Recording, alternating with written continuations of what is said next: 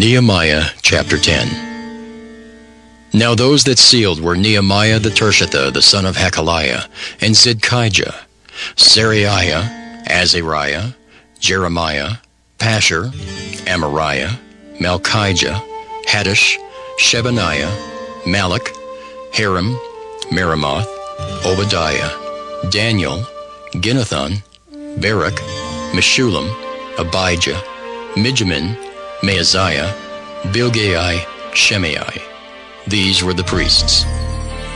And the Levites, both Jeshua the son of Azaniah, Binnui of the sons of Henadad, Kadmiel, and their brethren, Shebaniah, Hodijah, Kelita, Pelaiah, Hanan, Micah, Rehab, Hashabiah, Zachar, Sherebiah, Shebaniah, Hodijah, Bani, Beninu. The chief of the people, Parosh, Pahath-Moab, Elam, Zathu, Bani, Bunai, Asgad, Bebai, Adonijah, Bigvai, Aden, Ater, Hizkijah, Azer, Hodijah, Hashem, Bezai, Hariph, Anathoth, Nebai, Magpiish, Meshullam, Hezer, Meshezabeel, Zadok, Jaddua, Pelatiah, Hanan, Ananiah, Hoshea, Hananiah, Hashab, Helohesh, Pilaha, Shobek, Ream, Hashabnah, Maaseiah, and Ahijah, Hanan, Anan, Malach, Harim, Baanah. And the rest of the people, the priests, the Levites, the porters, the singers, the Nethinims, and all that had separated themselves from the people of the land unto the Lord, their wives, their sons, and their daughters, everyone having their sting, they clave to their brethren, their nobles, and entered into a curse and oath to God's law, a most servant of God, to observe all the commandments of the Lord our Lord, and his judgments and his statutes. And that we would not give our daughters unto the people of the land, nor take their daughters for our sons. And if the people of the land bring ware or any victuals on the Sabbath day to sell, that we would not buy it of them on the Sabbath or on the holy day, and that we would leave the 7th year and the exaction of every debt.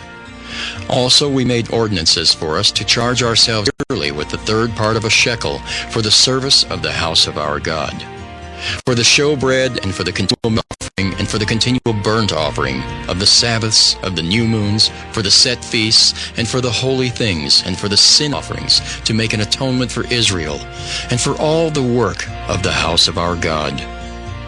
And we cast the lots among the priests, the Levites, and the people for the wood offering, to bring it into the house of our God, after the houses of our fathers, at times appointed year by year, to burn upon the altar of the Lord our God, as it is written in the law.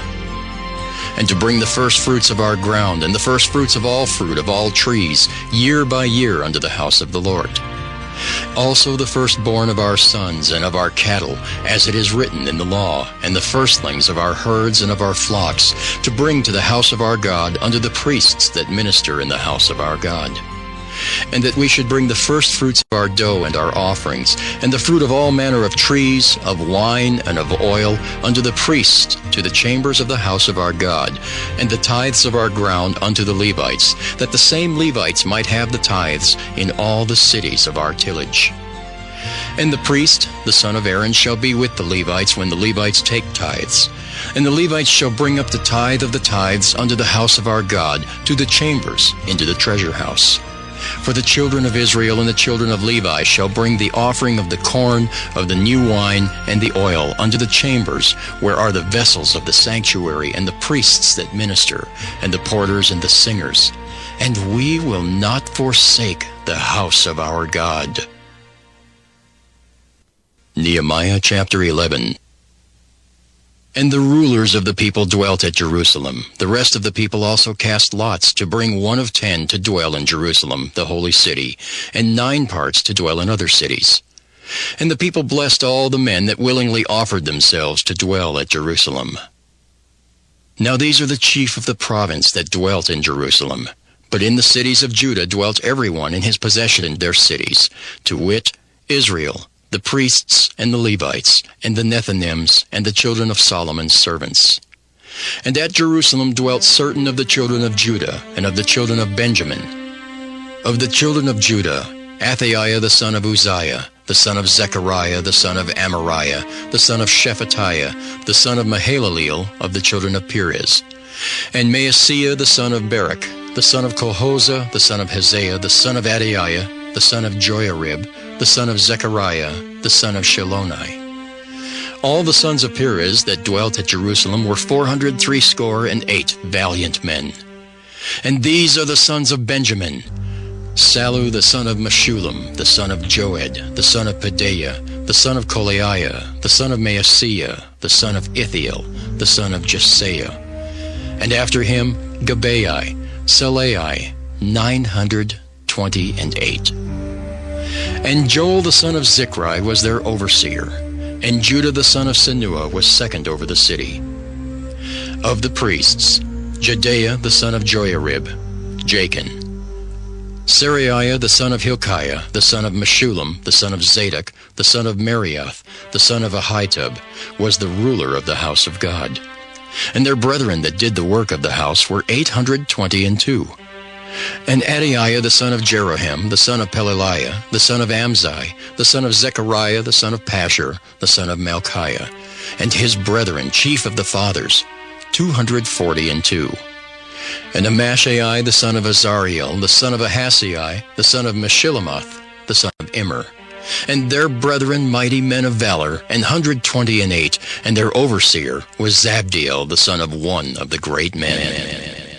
Also of the Levites, Shemaiah the son of Hashab, the son of Azrikam, the son of Hashabiah, the son of Bunai, and Shabbathai and Jozabad, of the chief of the Levites, had the oversight of the outward business of the house of God. And Mattaniah the son of Micah, the son of Zabdi, the son of Asaph, was the principal to begin the thanksgiving in prayer. And Bakbukiah the second among his brethren, and Abda the son of Shemua, the son of Galal, the son of Jeduthun. All the Levites in the holy city were 284. Moreover, the porters, Akub, Talmon, and their brethren that kept the gates, were 172. And the residue of Israel, of the priests and the Levites, were in all the cities of Judah, every one in his inheritance. But the Nethinims dwelt in Ophel, and Zihah and Gispa were over the Nethinims. The overseer also of the Levites at Jerusalem was Uzzi, the son of Bani, the son of Hashabiah, the son of Mattatiah, the son of Micah. Of the sons of Asaph, the singers were over the business of the house of God. For it was the king's commandment concerning them that a certain portion should be for the singers due for every day. And Pethahiah the son of Meshezabeel, of the children of Zerah the son of Judah, was at the king's hand in all matters concerning the people. And for the villages with their fields, some of the children of Judah dwelt at Kirjath Arba and in the villages thereof, and at Dibon and in the villages thereof, and at Jekabzeel and in the villages thereof, and at Jeshua and at Moladah and at Bethphelet, and at Hazar Shual and at Beersheba and in the villages thereof, and at Ziklag and at Mechanah and in the villages thereof, and at Adrimmon and at Zariah and at Jarmuth, Zanoah, Adullam and in their villages, at Lachish and the fields thereof, at Azekah and in the villages thereof. And they dwelt from Beersheba unto the valley of Hinnom. The children also of Benjamin from Geba dwelt at Michmash and Aijah and Bethel and in their villages, and at Anathoth, Nob, Ananiah, Hazor, Ramah, Gittaim, Hadid, Zeboim, Nebalat, Lod, and Ono, the valley of craftsmen. And of the Levites were divisions in Judah and in Benjamin. Nehemiah chapter 12. Now these are the priests and the Levites that went up with Zerubbabel the son of Shealtiel and Jeshua: Seraiah, Jeremiah, Ezra, Amariah, Malach, Hattush, Shechaniah, Ream, Meremoth, Iddo, Ginnetho, Abijah, Miamin, Maadiah, Bilgah, Shemaiah and Joiarib, Jedaiah, Sallu, Amok, Hilkiah, Jedaiah. These were the chief of the priests and of their brethren in the days of Jeshua. Moreover, the Levites, Jeshua, Binnui, Kadmiel, Sherebiah, Judah, and Mattaniah, which was over the thanksgiving, he and his brethren. Also Bakbukiah and Unni, their brethren, were over against them in the watches. And Jeshua begat Joachim. Joachim also begat Eliashib. And Eliashib begat Joiada. And Joiada begat Jonathan. And Jonathan begat Jaddua.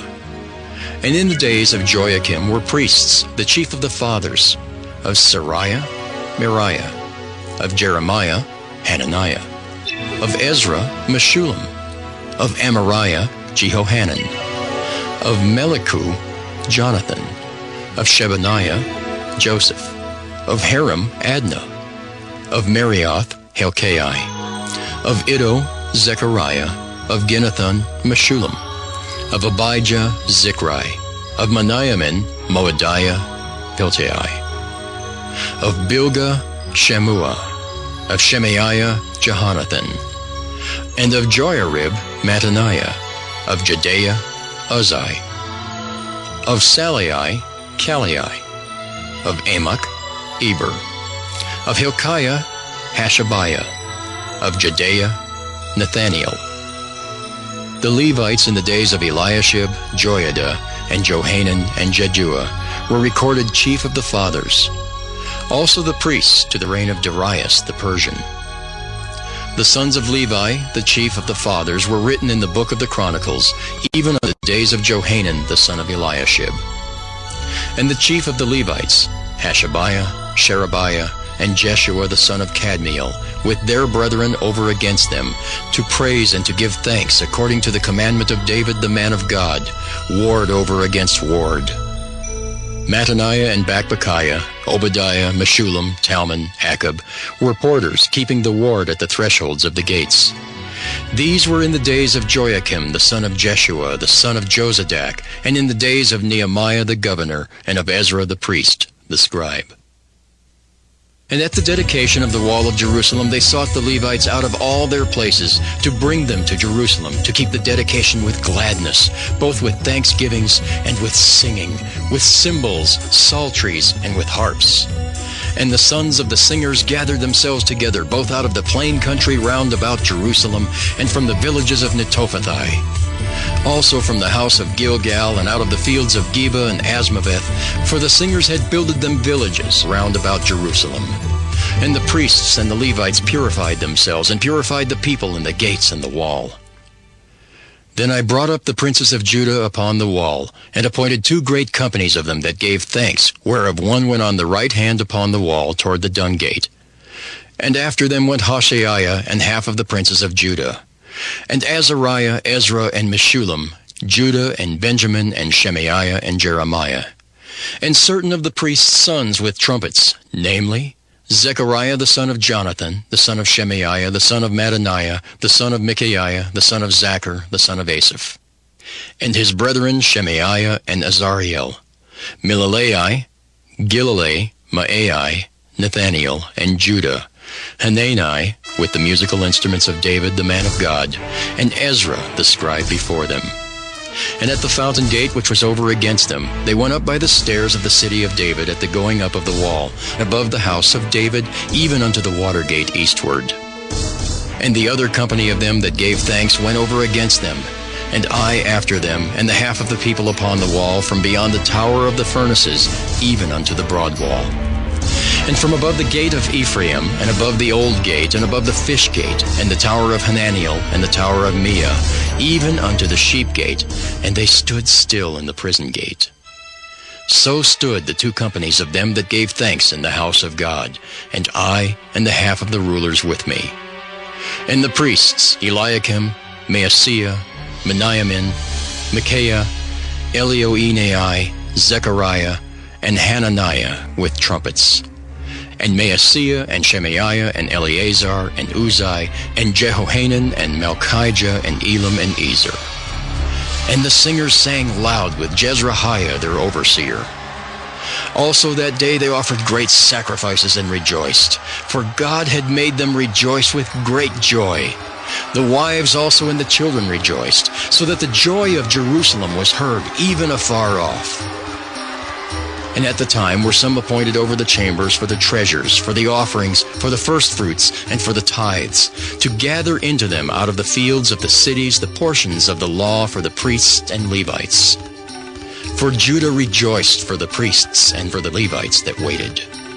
And both the singers and the porters kept the ward of their God, and the ward of the purification, according to the commandment of David and of Solomon his son. For in the days of David and Asaph of old there were chief of the singers, and songs of praise and thanksgiving unto God.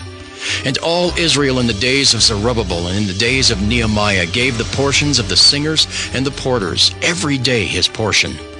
And they sanctified holy things unto the Levites, and the Levites sanctified them unto the children of Aaron. Nehemiah chapter 13.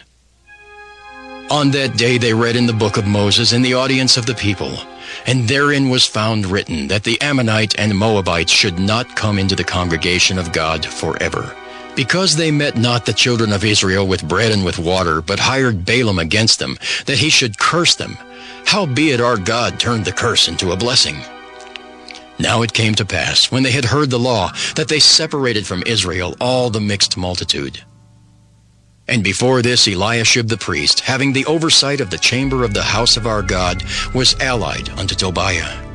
And he had prepared for him a great chamber, where aforetime they laid the meat offerings, the frankincense, and the vessels, and the tithes of the corn, the new wine, and the oil, which was commanded to be given to the Levites, and the singers, and the porters, and the offerings of the priests. But in all this time was not I at Jerusalem. For in the 32nd year of Artaxerxes king of Babylon came I unto the king, and after certain days obtained I leave of the king. And I came to Jerusalem, and understood of the evil that Eliashib did for Tobiah, in preparing him a chamber in the courts of the house of God. And it grieved me sore. Therefore I cast forth all the household stuff of Tobiah out of the chamber. Then I commanded, and they cleansed the chambers. And thither brought I again the vessels of the house of God, with the meat offering and the frankincense. And I perceived that the portions of the Levites had not been given them, for the Levites and the singers that did the work were fled every one to his field.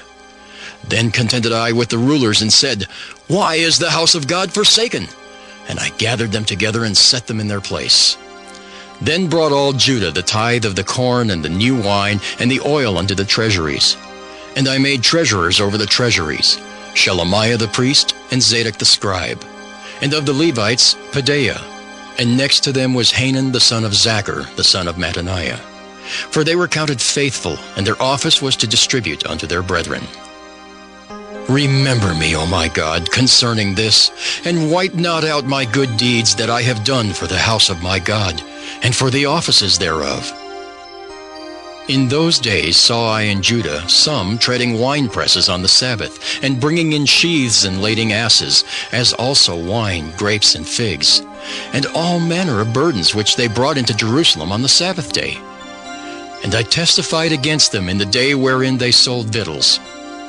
There dwelt men of Tyre also therein, which brought fish and all manner of ware, and sold on the Sabbath unto the children of Judah and in Jerusalem. Then I contended with the nobles of Judah, and said unto them, What evil thing is this that ye do, and profane the Sabbath day? Did not your fathers thus? And did not our God bring all this evil upon us and upon this city? Yet ye bring more wrath upon Israel by profaning the Sabbath. And it came to pass that when the gates of Jerusalem began to be dark before the Sabbath, I commanded that the gates should be shut, and charged that they should not be opened till after the Sabbath. And some of my servants set I at the gates, that there should be no burden be brought in on the Sabbath day.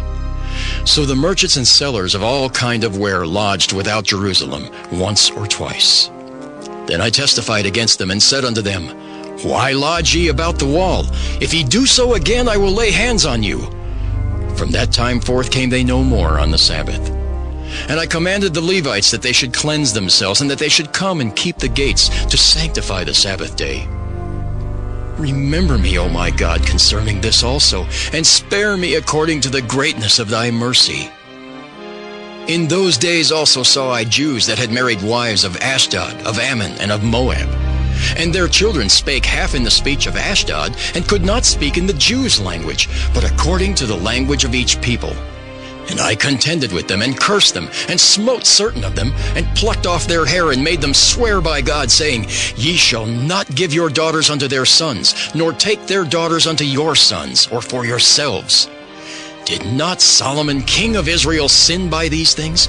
Yet among many nations was there no king like him, who was beloved of his God. And God made him king over all Israel. Nevertheless, even him did outlandish women cause to sin.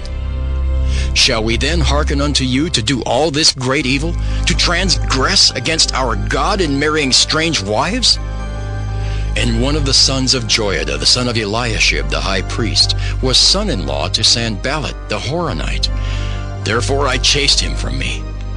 Remember them, O my God, because they have defiled the priesthood and the covenant of the priesthood and of the Levites. Thus cleansed I them from all strangers, and appointed the wards of the priests and the Levites, every one in his business. And for the wood offering at times appointed, and for the first fruits. Remember me, O my God, for good.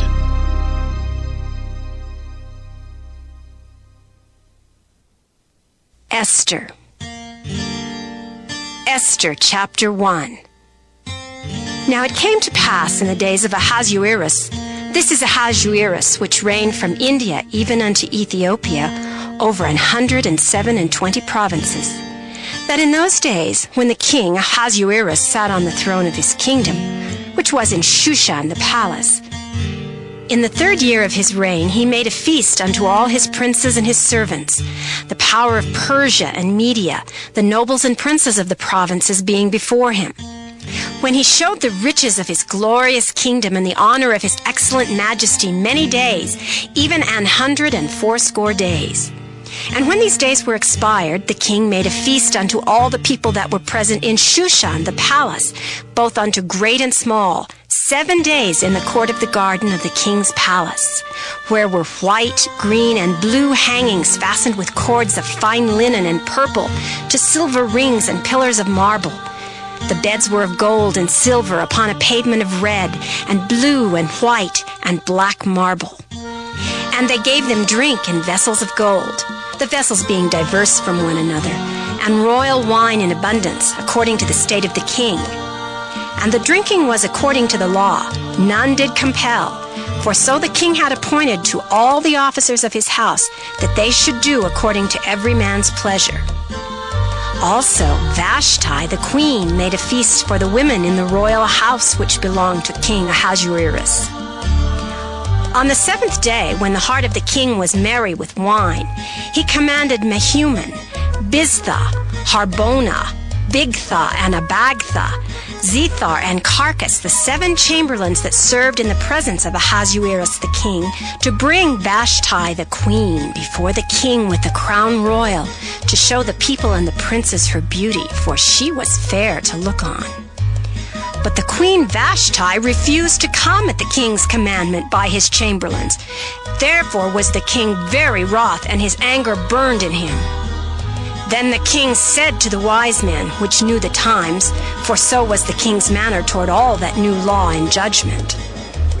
And the next unto him was Karshena, Shethar, Admatha, Tarshish, Meres, Marsena, and Memucan, the 7 princes of Persia and Media, which saw the king's face, and which sat the first in the kingdom. What shall we do unto the queen Vashti according to law, because she hath not performed the commandment of the king Ahasuerus by the chamberlains? And Memucan answered before the king and the princes, Vashti the queen hath not done wrong to the king only, but also to all the princes, and to all the people that are in all the provinces of the king Ahasuerus.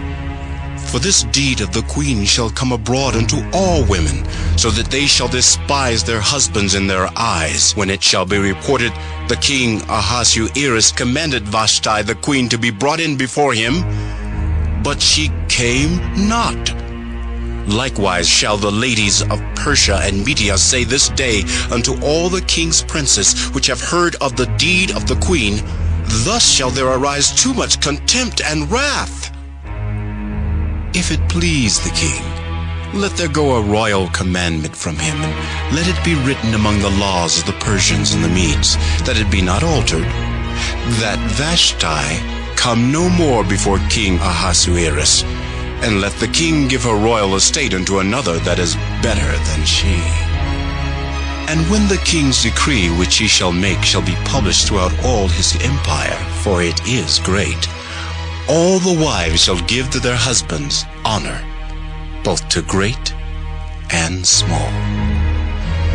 And the saying pleased the king and the princes. And the king did according to the word of Memucan. For he sent letters into all the king's provinces, into every province according to the writing thereof, and to every people after their language, that every man should bear rule in his own house, and that it should be published according to the language of every people. Esther, chapter 2.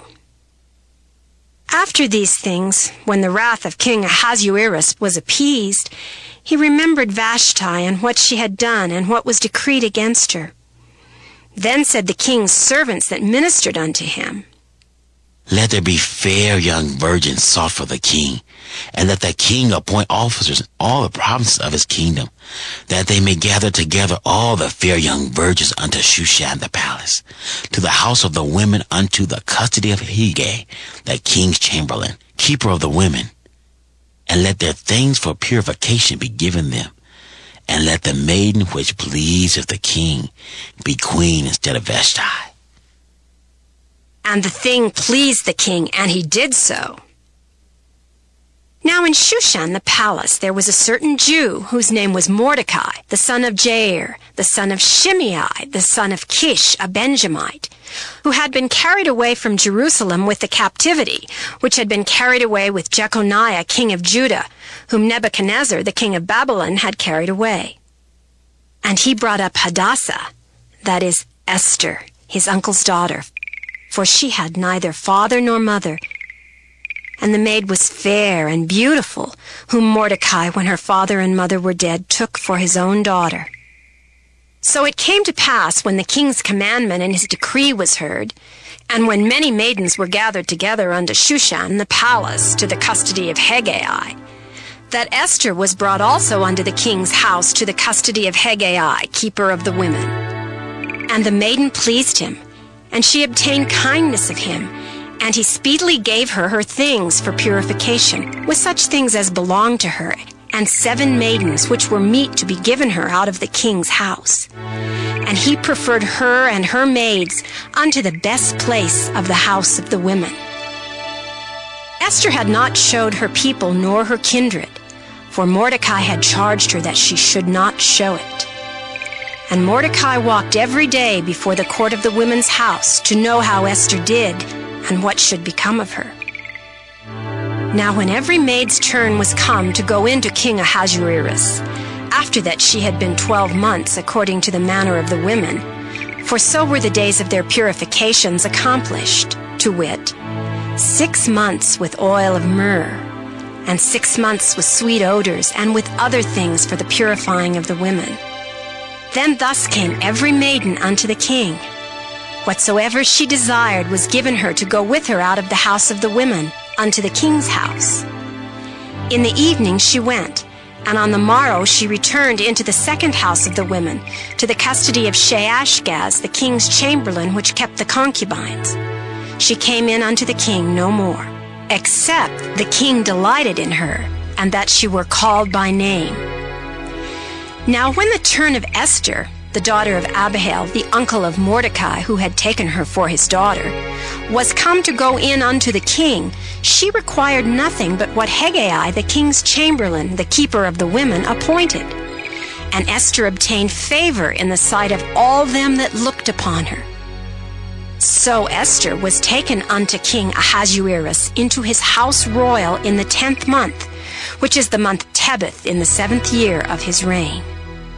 And the king loved Esther above all the women, and she obtained grace and favor in his sight more than all the virgins, so that he set the royal crown upon her head, and made her queen instead of Vashti. Then the king made a great feast unto all his princes and his servants, even Esther's feast, and he made a release to the provinces and gave gifts according to the state of the king. And when the virgins were gathered together the second time, then Mordecai sat in the king's gate. Esther had not yet showed her kindred nor her people, as Mordecai had charged her. For Esther did the commandment of Mordecai like as when she was brought up with him. In those days, while Mordecai sat in the king's gate, two of the king's chamberlains, Bigthan and Teresh, of those which kept the door, were wroth, and sought to lay hand on the king Ahasuerus. And the thing was known to Mordecai, who told it unto Esther the queen. And Esther certified the king thereof in Mordecai's name. And when inquisition was made of the matter, it was found out. And therefore they were both hanged on a tree, and it was written in the book of the Chronicles before the king. Esther, chapter 3. After these things did King Ahasuerus promote Haman, the son of Hammedatha the Agagite, and advanced him, and set his seat above all the princes that were with him. And all the king's servants that were in the king's gate bowed and reverenced Haman, for the king had so commanded concerning him. But Mordecai bowed not, nor did him reverence. Then the king's servants which were in the king's gate said unto Mordecai, Why transgressest thou the king's commandment? Now it came to pass, when they spake daily unto him, and he hearkened not unto them, that they told Haman to see whether Mordecai's matters would stand, for he had told them that he was a Jew. And when Haman saw that Mordecai bowed not, nor did him reverence, then was Haman full of wrath. And he thought scorn to lay hands on Mordecai alone, for they had showed him the people of Mordecai. Wherefore Haman sought to destroy all the Jews that were throughout the whole kingdom of Ahasuerus, even the people of Mordecai. In the first month, that is the month of Nisan, in the 12th year of King Ahasuerus, they cast pure, that is the lot, before Haman from day to day, and from month to month, to the 12th month, that is the month Adar. And Haman said unto King Ahasuerus, There is a certain people scattered abroad and dispersed among the people in all the provinces of thy kingdom, and their laws are diverse from all people, neither keep they the king's laws. Therefore it is not for the king's profit to suffer them. If it please the king, let it be written that they may be destroyed, and I will pay 10,000 talents of silver to the hands of those that have the charge of the business to bring it unto the king's treasuries. And the king took his ring from his hand and gave it unto Haman, the son of Hammedatha the Agagite, the Jews' enemy.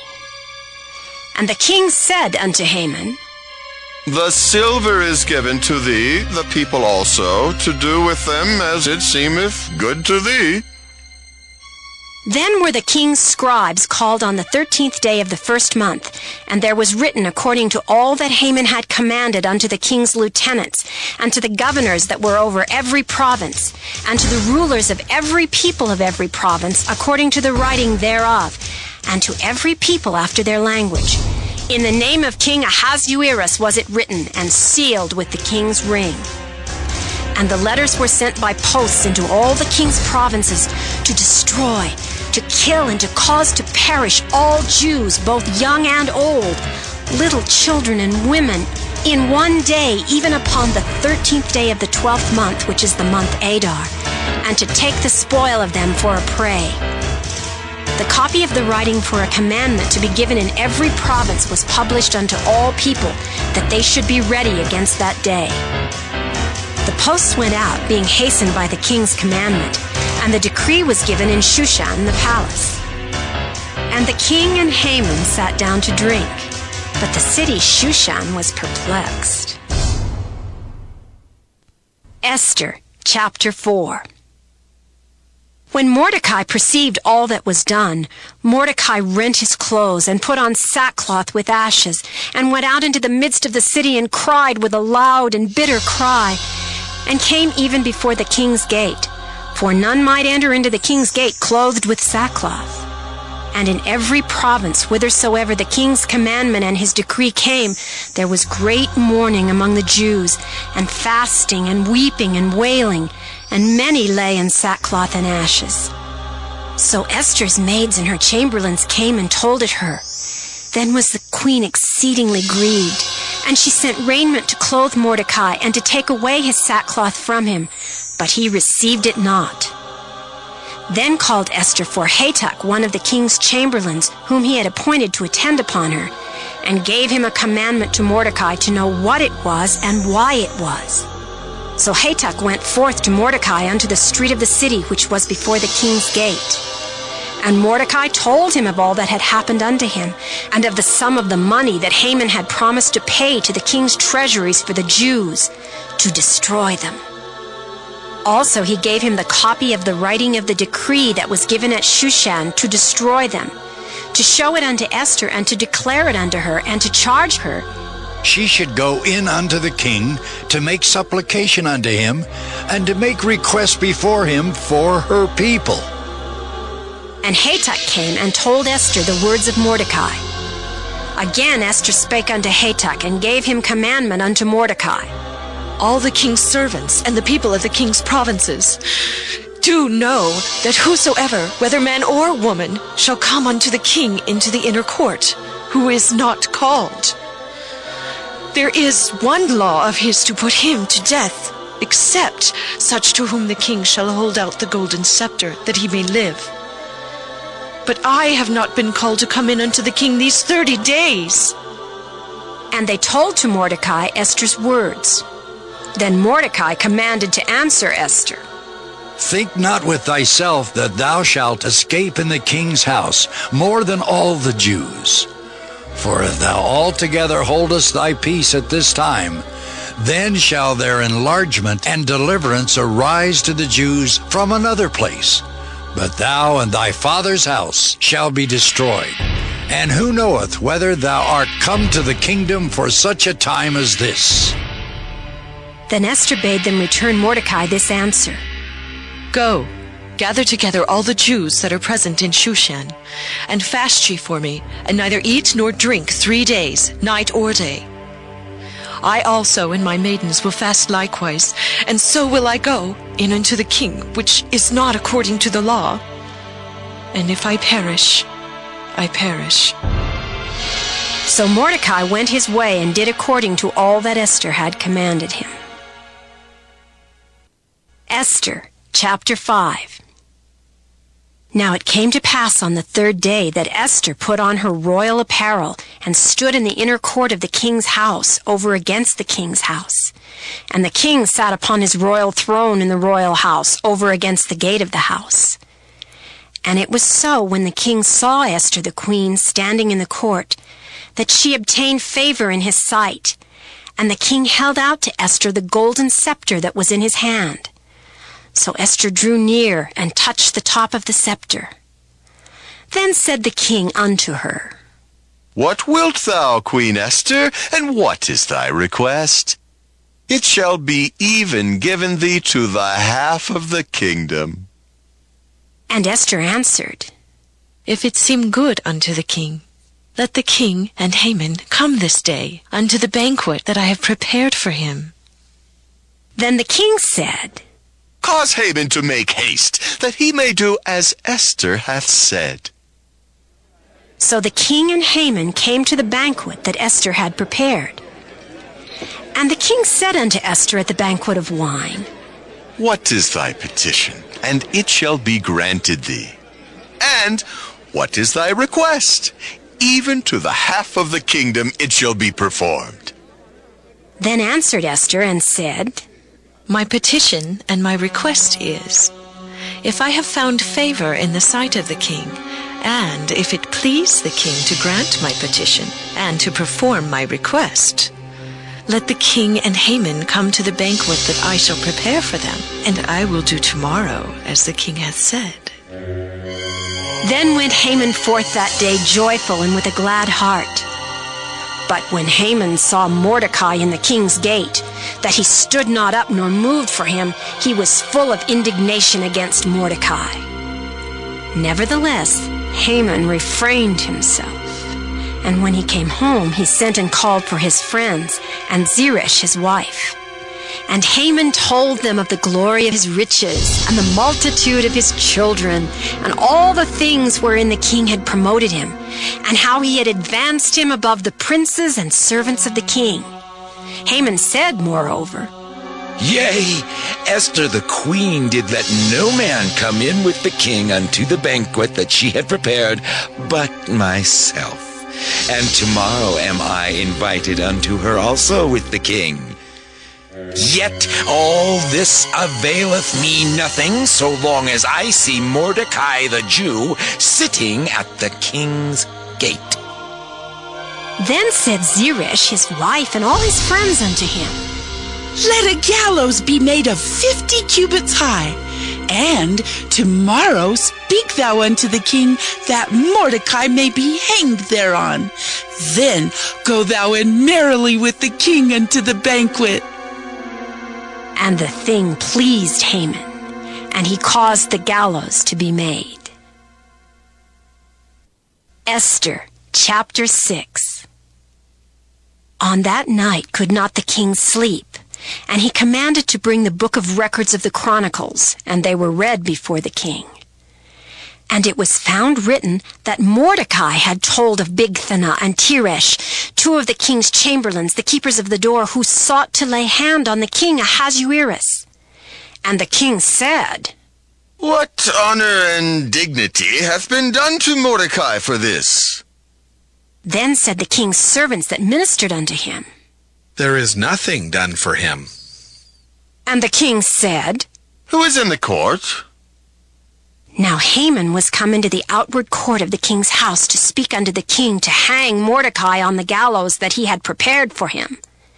And the king's servant said unto him, Behold, Haman standeth in the court.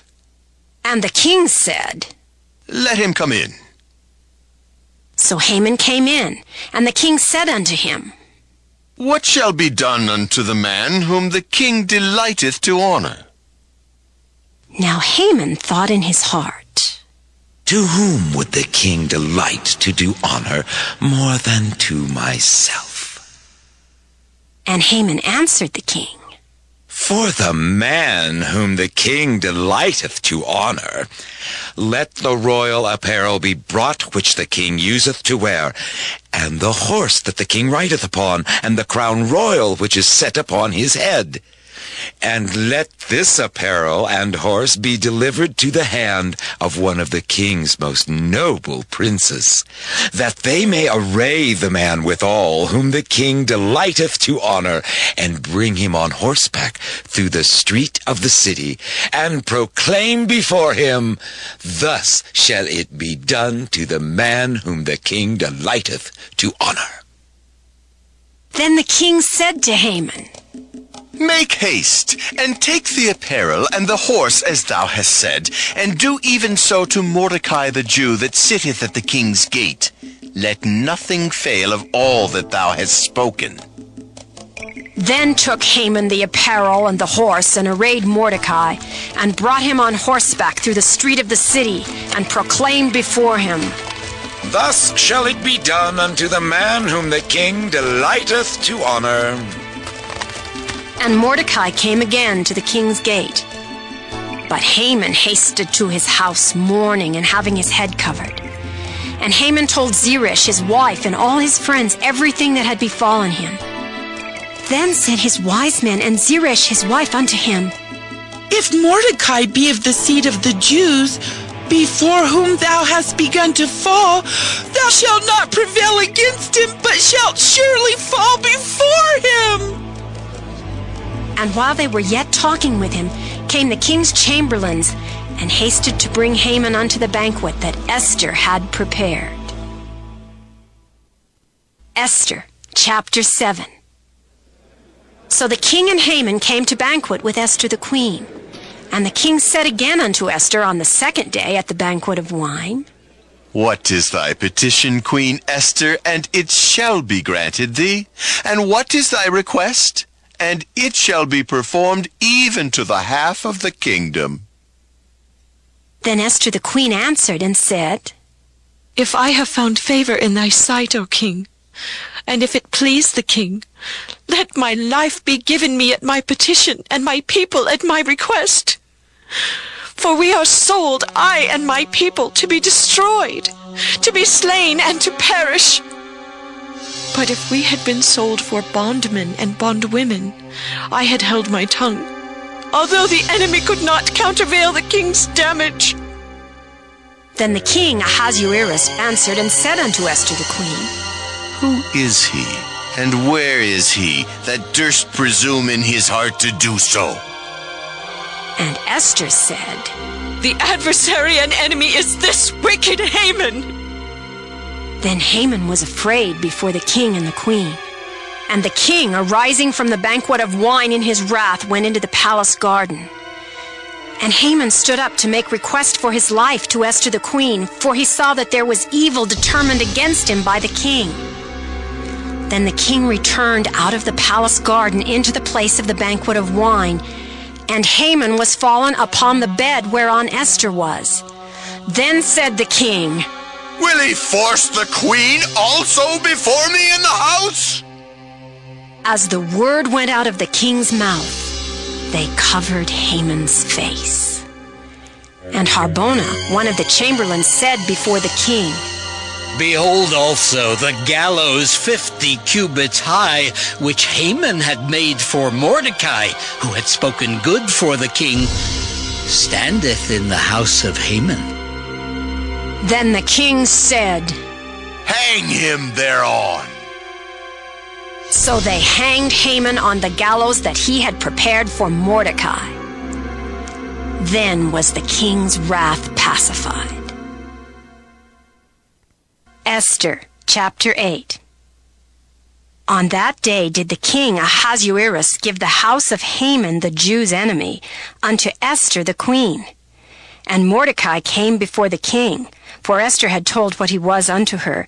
And the king took off his ring which he had taken from Haman, and gave it unto Mordecai. And Esther set Mordecai over the house of Haman. And Esther spake yet again before the king, and fell down at his feet, and besought him with tears to put away the mischief of Haman the Agagite, and his device that he had devised against the Jews. Then the king held out the golden scepter toward Esther. So Esther arose and stood before the king, and said, If it please the king, and if I have found favor in his sight, and the things seem right before the king, and I be pleasing in his eyes, let it be written to reverse the letters devised by Haman the son of Ammedatha, the Agagite, which he wrote to destroy the Jews, which are in all the king's provinces. For how can I endure to see the evil that shall come unto my people? Or how can I endure to see the destruction of my kindred? Then the king Ahasuerus said unto Esther the queen, and to Mordecai the Jew, Behold, I have given Esther the house of Haman, and him they have hanged upon the gallows, because he laid his hand upon the Jews. Write ye also for the Jews, as it liketh you, in the king's name, and seal it with the king's ring. For the writing which is written in the king's name, and sealed with the king's ring, may no man reverse.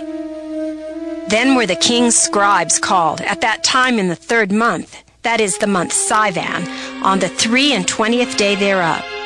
And it was written according to all that Mordecai commanded unto the Jews, and to the lieutenants and the deputies, and rulers of the provinces which are from India unto Ethiopia, and 127 provinces, unto every province according to the writing thereof, and unto every people after their language, and to the Jews according to their writing, and according to their language.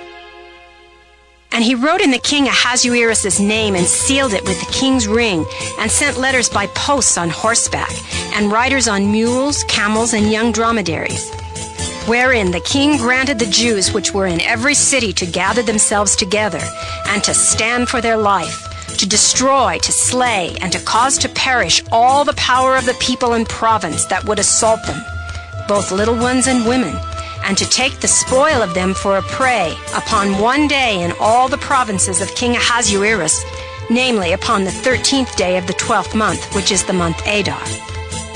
The copy of the writing for a commandment to be given in every province was published unto all people, and that the Jews should be ready against that day to avenge themselves on their enemies. So the posts that rode upon mules and camels went out, being hastened and pressed on by the king's commandment. And the decree was given at Shushan, the palace. And Mordecai went out from the presence of the king in royal apparel of blue and white, and with a great crown of gold, and with a garment of fine linen and purple. And the city of Shushan rejoiced and was glad. The Jews had light and gladness and joy and honor. And in every province and in every city whithersoever the king's commandment and his decree came, the Jews had joy and gladness, a feast and a good day. And many of the people of the land became Jews, for the fear of the Jews fell upon them. Esther, chapter 9. Now in the 12th month, that is the month Adar, on the 13th day of the same, when the king's commandment and his decree drew near to be put in execution, in the day that the enemies of the Jews hoped to have power over them, though it was turned to the contrary, that the Jews had rule over them that hated them. The Jews gathered themselves together in their cities throughout all the provinces of the king Ahasuerus, to lay hand on such as sought their hurt. And no man could withstand them, for the fear of them fell upon all people. And all the rulers of the provinces, and the lieutenants, and the deputies, and officers of the king helped the Jews, because the fear of Mordecai fell upon them. For Mordecai was great in the king's house, and his fame went out throughout all the provinces, for this man Mordecai waxed greater and greater. Thus the Jews smote all their enemies with the stroke of the sword, and slaughter and destruction, and did what they would unto those that hated them. And in Shushan the palace the Jews slew and destroyed 500 men. And Parshandatha, and Dalphon, and Aspatha, and Poratha, and Adaliah, and Aridatha, and Parmashta, and Arizai, and Aridai, and Vajezatha, the 10 sons of Haman, the son of Hammedatha, the enemy of the Jews, slew they. But on the spoil laid they not their hand. On that day the number of those that were slain in Shushan the palace was brought before the king. And the king said unto Esther the queen, The Jews have slain and destroyed 500 men in Shushan the palace, and the 10 sons of Haman. What have they done in the rest of the king's provinces? Now, what is thy petition, and it shall be granted thee? Or, what is thy request further, and it shall be done? Then said Esther, If it please the king, let it be granted to the Jews which are in Shushan to do tomorrow also according unto this day's decree, and let Haman's 10 sons be hanged upon the gallows. And the king commanded it so to be done, and the decree was given at Shushan, and they hanged Haman's 10 sons. For the Jews that were in Shushan gathered themselves together on the 14th day also of the month Adar, and slew 300 men at Shushan, but on the prey they laid not their hand. But the other Jews that were in the king's provinces gathered themselves together, and stood for their lives, and had rest from their enemies, and slew of their foes 70 and 5,000, but they laid not their hands on the prey. On the 13th day of the month Adar, and on the 14th day of the same, rested they, and made it a day of feasting and gladness. But the Jews that were at Shushan assembled together on the 13th day thereof, and on the 14th thereof, and on the 15th day of the same they rested, and made it a day of feasting and gladness. Therefore the Jews of the villages that dwelt in the unwalled towns made the 14th day of the month Adar a day of gladness and feasting, and a good day, and of sending portions one to another. And Mordecai wrote these things, and sent letters unto all the Jews that were in all the provinces of the king Ahasuerus, both nigh and far, to establish this among them. They should keep the 14th day of the month Adar, and the 15th day of the same yearly, as the days wherein the Jews rested from their enemies, and the month which was turned unto them from sorrow to joy, and from mourning into a good day. They should make them days of feasting and joy, and of sending portions one to another, and gifts to the poor. And the Jews undertook to do as they had begun, and as Mordecai had written unto them, because Haman, the son of Hammedatha, the Agagite, the enemy of all the Jews, had devised against the Jews to destroy them, and had cast pur, that is, the lot, to consume them and to destroy them.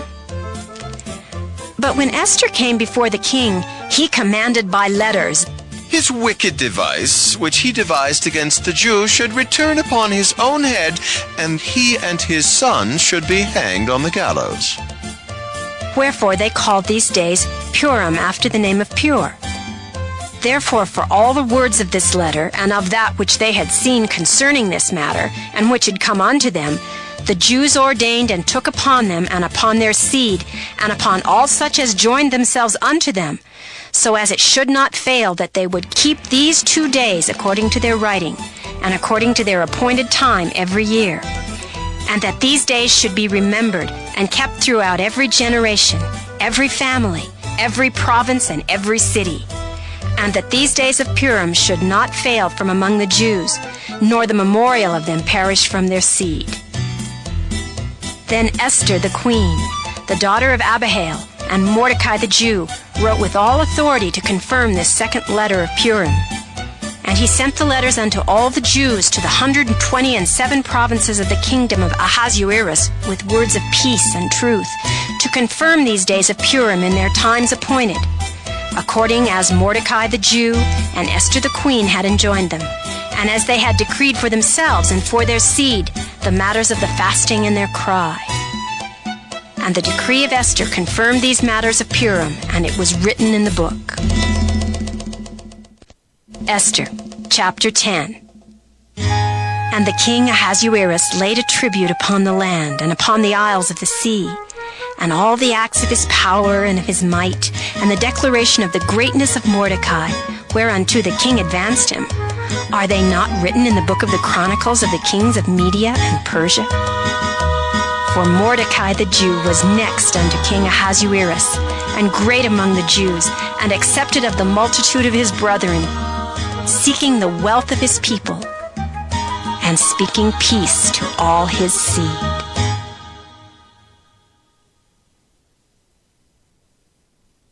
Job. Job chapter 1. There was a man in the land of Uz, whose name was Job. And that man was perfect and upright, and one that feared God, and eschewed evil. And there were born unto him 7 sons and 3 daughters. His substance also was 7,000 sheep, and 3,000 camels, and 500 yoke of oxen, and 500 she-asses, and a very great household, so that this man was the greatest of all the men of the East. And his sons went and feasted in their houses, every one his day, and sent and called for their 3 sisters to eat and to drink with them. And it was so, when the days of their feasting were gone about, that Job sent and sanctified them, and rose up early in the morning, and offered burnt offerings according to the number of them all. For Job said, It may be that my sons have sinned, and cursed God in their hearts. Thus did Job continually. Now there was a day when the sons of God came to present themselves before the Lord. And Satan came also among them. And the Lord said unto Satan, Whence comest thou? Then Satan answered the Lord and said, From going to and fro in the earth, and from walking up and down in it. And the Lord said unto Satan, Hast thou considered my servant Job, that there is none like him in the earth, a perfect and an upright man, one that feareth God and escheweth evil? Then Satan answered the Lord and said, Doth Job fear God for naught? Hast not thou made an hedge about him, and about his house, and about all that he hath on every side? Thou hast blessed the work of his hands, and his substance is increased in the land. But put forth thine hand now, and touch all that he hath, and he will curse thee to thy face. And the Lord said unto Satan, Behold, all that he hath is in thy power, only upon himself put not forth thine hand. So Satan went forth from the presence of the Lord. And there was a day when his sons and daughters were eating and drinking wine in their eldest brother's house. And there came a messenger unto Job, and said, The oxen were plowing, and the asses feeding beside them, and the Sabaeans fell upon them, and took them away. Yea, they have slain the servants with the edge of the sword, and I only am escaped alone to tell thee. While he was yet speaking, there came also another, and said, The fire of God is fallen from heaven, and hath burned up the sheep and the servants, and consumed them. And I only am escaped alone to tell thee. While he was yet speaking, there came also another, and said, The Chaldeans made out 3 bands, and fell upon the camels, and have carried them away, yea, and slain the servants with the edge of the sword. And I only am escaped alone to tell thee. While he was yet speaking, there came also another, and said, Thy sons and thy daughters were eating and drinking wine in their eldest brother's house. And behold, there came a great wind from the wilderness, and smote the 4 corners of the house, and it fell upon the young men, and they are dead. And I only am escaped alone to tell thee. Then Job arose and rent his mantle, and shaved his head, and fell down upon the ground, and worshipped, and said, Naked came I out of my mother's womb, and naked shall I return thither. The Lord gave, and the Lord hath taken away. Blessed be the name of the Lord. In all this Job sinned not, nor charged God foolishly. Job chapter 2. Again there was a day when the sons of God came to present themselves before the Lord. And Satan came also among them to present himself before the Lord. And the Lord said unto Satan, From whence comest thou? And Satan answered the Lord, and said, From going to and fro in the earth, and from walking up and down in it. And the Lord said unto Satan, Hast thou considered my servant Job, that there is none like him in the earth? A perfect and an upright man, one that feareth God and escheweth evil? And still he holdeth fast his integrity, although thou movest me against him, to destroy him without cause. And Satan answered the Lord, and said, Skin for skin, yea, all that a man hath will he give for his life. But put forth thine hand now, and touch his bone and his flesh, and he will curse thee to thy face. And the Lord said unto Satan, Behold, he is in thine hand, but save his life. So went Satan forth from the presence of the Lord, and smote Job with sore boils from the sole of his foot unto his crown. And he took him a potsherd to scrape himself withal, and he sat down among the ashes. Then said his wife unto him, Dost thou still retain thine integrity? Curse God and die. But he said unto her, Thou speakest as one of the foolish women speaketh. What? Shall we receive good at the hand of God, and shall we not receive evil? In all this did not Job sin with his lips. Now, when Job's 3 friends heard of all this evil that was come upon him, they came every one from his own place, Eliphaz the Temanite, and Bildad the Shuhite, and Zophar the Naamathite. For they had made an appointment together to come to mourn with him, and to comfort him.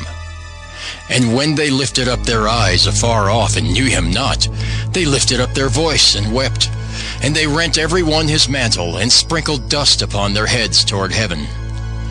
So they sat down with him upon the ground 7 days and 7 nights, and none spake a word unto him, for they saw that his grief was very great. Job chapter 3. After this opened Job his mouth and cursed his day. And Job spake and said, Let the day perish wherein I was born, and the night in which it was said, There is a man-child conceived. Let that day be darkness. Let not God regard it from above, neither let the light shine upon it. Let darkness and the shadow of death stain it. Let a cloud dwell upon it. Let the blackness of the day terrify it. As for that night, let darkness seize upon it. Let it not be joined unto the days of the year. Let it not come into the number of the months. Lo, let that night be solitary. Let no joyful voice come therein. Let them curse it that curse the day, who are ready to raise up their mourning. Let the stars of the twilight thereof be dark. Let it look for light, but have none, neither let it see the dawning of the day. Because it shut not up the doors of my mother's womb, nor hid sorrow from mine eyes. Why died I not from the womb? Why did I not give up the ghost when I came out of the belly? Why did the knees prevent me, or why the breasts that I should suck? For now should I have lain still and been quiet, I should have slept. Then had I been at rest with kings and counselors of the earth, which built desolate places for themselves, or with princes that had gold, who filled their houses with silver, or as an hidden untimely birth I had not been, as infants which never saw light. There the wicked cease from troubling, and there the weary be at rest. There the prisoners rest together. They hear not the voice of the oppressor. The small and great are there, and the servant is free from his master. Wherefore is light given to him that is in misery, and life unto the bitter in soul, which long for death, but it cometh not, and dig for it more than for hid treasures, which rejoice exceedingly and are glad when they can find the grave. Why is light given to a man whose way is hid, and whom God hath hedged in? For my sighing cometh before I eat, and my roarings are poured out like the waters. For the thing which I greatly feared is come upon me, and that which I was afraid of is come unto me. I was not in safety, neither had I rest, neither was I quiet, yet trouble came. Job chapter 4. Then Eliphaz the Temanite answered and said, If we essay to commune with thee, wilt thou be grieved? But who can withhold himself from speaking? Behold, thou hast instructed many, and thou hast strengthened the weak hands. Thy words have upholden him that was falling, and thou hast strengthened the feeble knees. But now it is come upon thee, and thou faintest. It toucheth thee, and thou art troubled. Is not this thy fear, thy confidence, thy hope, and the uprightness of thy ways? Remember, I pray thee, who ever perished being innocent, or where were the righteous cut off? Even as I have seen, they that plow iniquity, and sow wickedness reap the same. By the blast of God they perish, and by the breath of his nostrils are they consumed. The roaring of the lion, and the voice of the fierce lion, and the teeth of the young lions are broken. The old lion perisheth for lack of prey, and the stout lion's whelps are scattered abroad. Now a thing was secretly brought to me, and mine ear received a little thereof. In thoughts from the visions of the night, when deep sleep falleth on men, fear came upon me, and trembling, which made all my bones to shake. Then a spirit passed before my face. The hair of my flesh stood up. It stood still, but I could not discern the form thereof. An image was before my eyes. There was silence, and I heard a voice saying, Shall mortal man be more just than God? Shall a man be more pure than his Maker? Behold, he put no trust in his servants, and his angels he charged with folly. How much less in them that dwell in houses of clay, whose foundation is in the dust, which are crushed before the moth. They are destroyed from morning to evening. They perish forever, without any regarding it. Doth not their excellency which is in them go away? They die, even without wisdom. Job chapter 5. Call now, if there be any that will answer thee, and to which of the saints wilt thou turn? For wrath killeth the foolish man, and envy slayeth the silly one. I have seen the foolish taking root, but suddenly I cursed his habitation. His children are far from safety, and they are crushed in the gate. Neither is there any to deliver them. Whose harvest the hungry eateth up, and taketh it even out of the thorns, and the robber swalloweth up their substance. Although affliction cometh not forth of the dust, neither doth trouble spring out of the ground. Yet man is born unto trouble, as the sparks fly upward. I would seek unto God, and unto God would I commit my cause, which doeth great things and unsearchable, marvelous things without number, who giveth rain upon the earth, and sendeth waters upon the fields, to set upon high those that be low, that those which mourn may be exalted to safety. He disappointeth the devices of the crafty, so that their hands cannot perform their enterprise. He taketh the wise in their own craftiness, and the counsel of the froward is carried headlong. They meet with darkness in the daytime, and grope in the noonday as in the night. But he saveth the poor from the sword, from their mouth, and from the hand of the mighty. So the poor hath hope, and iniquity stoppeth her mouth. Behold, happy is the man whom God correcteth. Therefore despise not thou the chastening of the Almighty. For he maketh sore and bindeth up, he woundeth, and his hands make whole. He shall deliver thee in 6 troubles. Yea, in 7 there shall no evil touch thee. In famine he shall redeem thee from death, and in war from the power of the sword. Thou shalt be hid from the scourge of the tongue, neither shalt thou be afraid of destruction when it cometh. At destruction and famine thou shalt laugh, neither shalt thou be afraid of the beasts of the earth. For thou shalt be in league with the stones of the field, and the beasts of the field shall be at peace with thee. And thou shalt know that thy tabernacle shall be in peace, and thou shalt visit thy habitation, and shalt not sin. Thou shalt know also that thy seed shall be great, and thine offspring as the grass of the earth. Thou shalt come to thy grave in a full age, like as a shock of corn cometh in his season. Lo this, we have searched it, so it is. Hear it, and know thou it for thy good.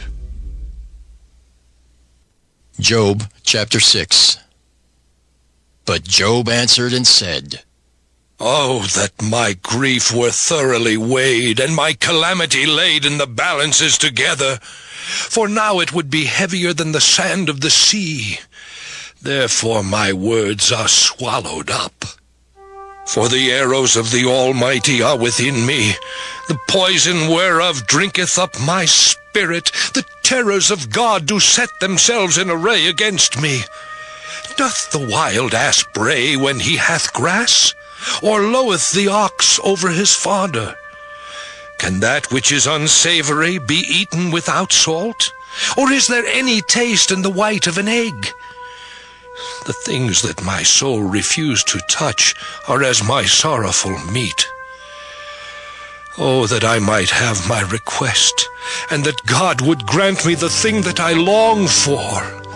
Even that it would please God to destroy me, that he would let loose his hand and cut me off. Then should I yet have comfort. Yea, I would harden myself in sorrow.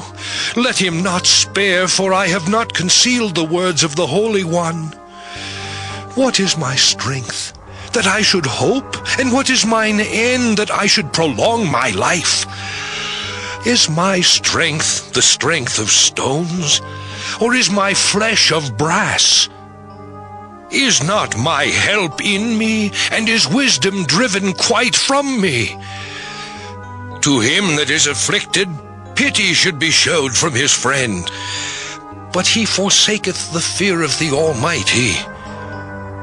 My brethren have dealt deceitfully as a brook, and as the stream of brooks they pass away, which are blackish by reason of the ice, and wherein the snow is hid. What time they wax warm, they vanish. When it is hot, they are consumed out of their place. The paths of their way are turned aside. They go to nothing and perish. The troops of Tema looked, the companies of Sheba waited for them. They were confounded because they had hoped. They came thither and were ashamed. For now ye are nothing. Ye see my casting down and are afraid. Did I say, bring unto me, or give a reward for me of your substance, or deliver me from the enemy's hand, or redeem me from the hand of the mighty? Teach me, and I will hold my tongue, and cause me to understand wherein I have erred. How forcible are right words! But what doth your arguing reprove? Do ye imagine to reprove words, and the speeches of one that is desperate, which are as wind? Yea, ye overwhelm the fatherless, and ye dig a pit for your friend. Now therefore be content, look upon me, for it is evident unto you if I lie. Return, I pray you, let it not be iniquity. Yea, return again, my righteousness is in it.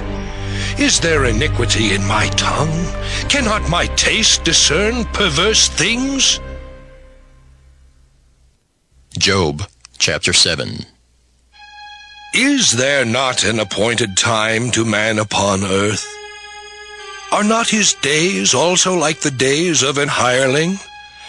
As a servant earnestly desireth the shadow, and as an hireling looketh for the reward of his work, so am I made to possess months of vanity, and wearisome nights are appointed to me. When I lie down, I say, when shall I arise and the night be gone? And I am full of tossings to and fro unto the dawning of the day. My flesh is clothed with worms and clods of dust. My skin is broken and become loathsome. My days are swifter than a weaver's shuttle and are spent without hope.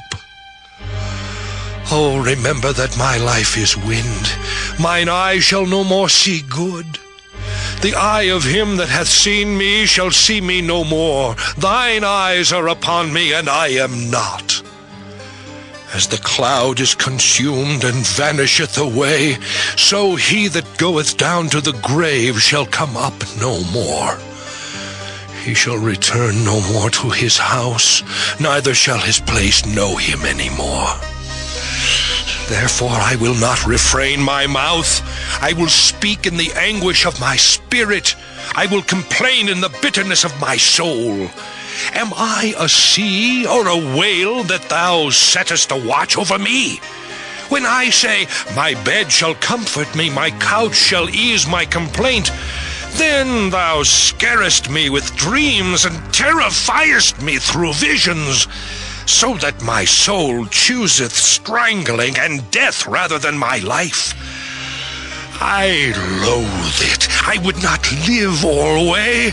Let me alone.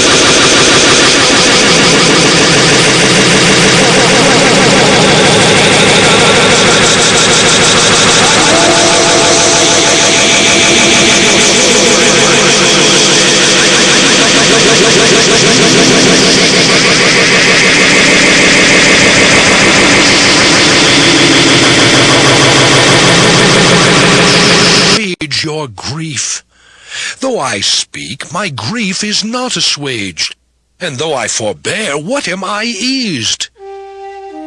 But now he hath made me weary, thou hast made desolate all my company, and thou hast filled me with wrinkles, which is a witness against me, and my leanness rising up in me beareth witness to my face.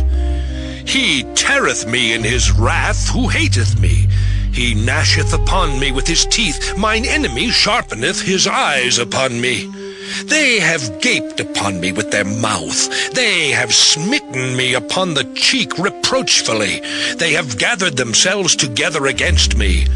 God hath delivered me to the ungodly, and turned me over into the hands of the wicked. I was at ease, but he hath broken me asunder. He hath also taken me by my neck, and shaken me to pieces, and set me up for his mark. His archers compass me round about. He cleaveth my reins asunder, and doth not spare. He poureth out my gall upon the ground. He breaketh me with breach upon breach. He runneth upon me like a giant. I have sewed sackcloth upon my skin, and defiled my horn in the dust. My face is foul with weeping, and on my eyelids is the shadow of death. Not for any injustice in mine hands, also my prayer is pure. O earth, cover not thou my blood, and let my cry have no place. Also now, behold, my witness is in heaven, and my record is high, and scorn me, but mine are poured out, tears are gone. Only good man needeth neighbor. When a few years are come, then I shall go the way whence I shall not return. Job chapter 17. My breath is corrupt, my days are extinct, the graves are ready for me. Are there not mockers with me? And doth not mine eye continue in their provocation? Lay down now, put me in a surety with thee. Who is he that will strike hands with me? For thou hast hid their heart from understanding, therefore shalt thou not exalt them. He that speaketh flattery to his friends, even the eyes of his children shall fail. He hath made me also a byword of the people, and aforetime I was as a tabret. Mine eye also is dim by reason of sorrow, and all my members are as a shadow. Upright men shall be astonished at this, and the innocent shall stir up himself against the hypocrite. The righteous also shall hold on his way, and he that hath clean hands shall be stronger and stronger. But as for you all, do ye return and come now, for I cannot find one wise man among you. My days are past, my purposes are broken off, even the thoughts of my heart. They change the night into day, the light is short because of darkness. If I wait, the grave is mine house. I have made my bed in the darkness. I have said to corruption, thou art my father. To the worm, thou art my mother and my sister. And where is now my hope? As for my hope, who shall see it? They shall go down to the bars of the pit when our rest together is in the dust. Job chapter 18. Then answered Bildad the Shuhite, and said, How long will it be ere ye make an end of words? Mark, and afterwards we will speak. Wherefore are we counted as beasts, and reputed vile in your sight? He teareth himself in his anger. Shall the earth be forsaken for thee? And shall the rock be removed out of his place? Yea, the light of the wicked shall be put out, and the spark of his fire shall not shine. The light shall be dark in his tabernacle, and his candle shall be put out with him. The steps of his strength shall be straitened, and his own counsel shall cast him down. For he is cast into a net by his own feet, and he walketh upon a snare. The gin shall take him by the heel, and the robber shall prevail against him. The snare is laid for him in the ground, and the trap for him in the way.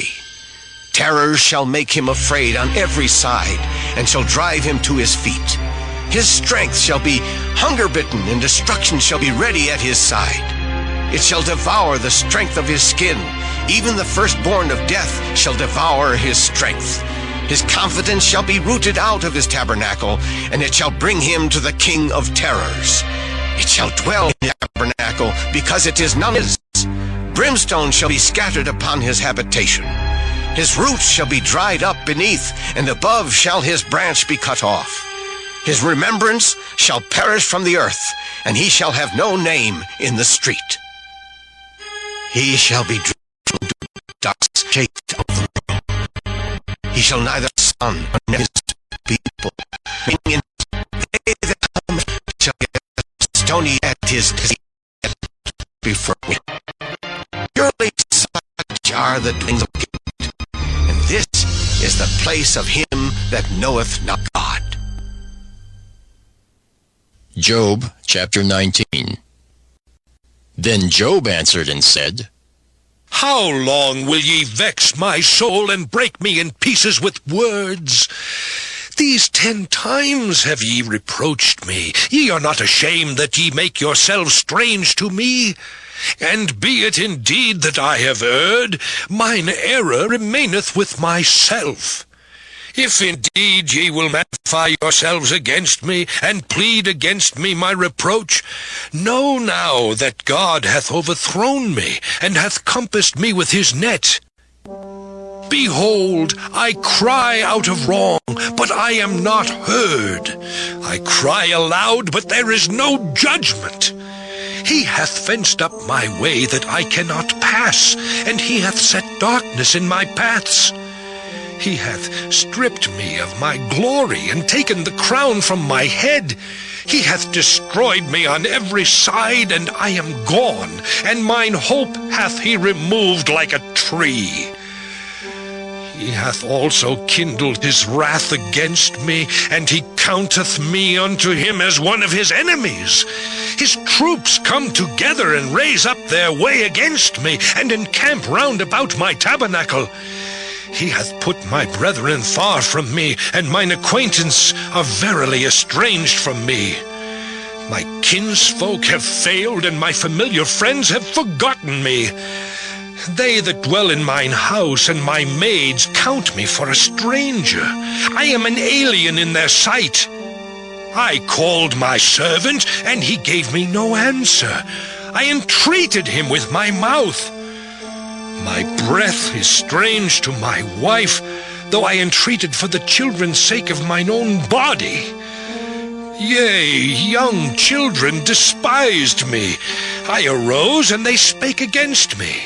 All my inward friends abhorred me, and they whom I loved are turned against me.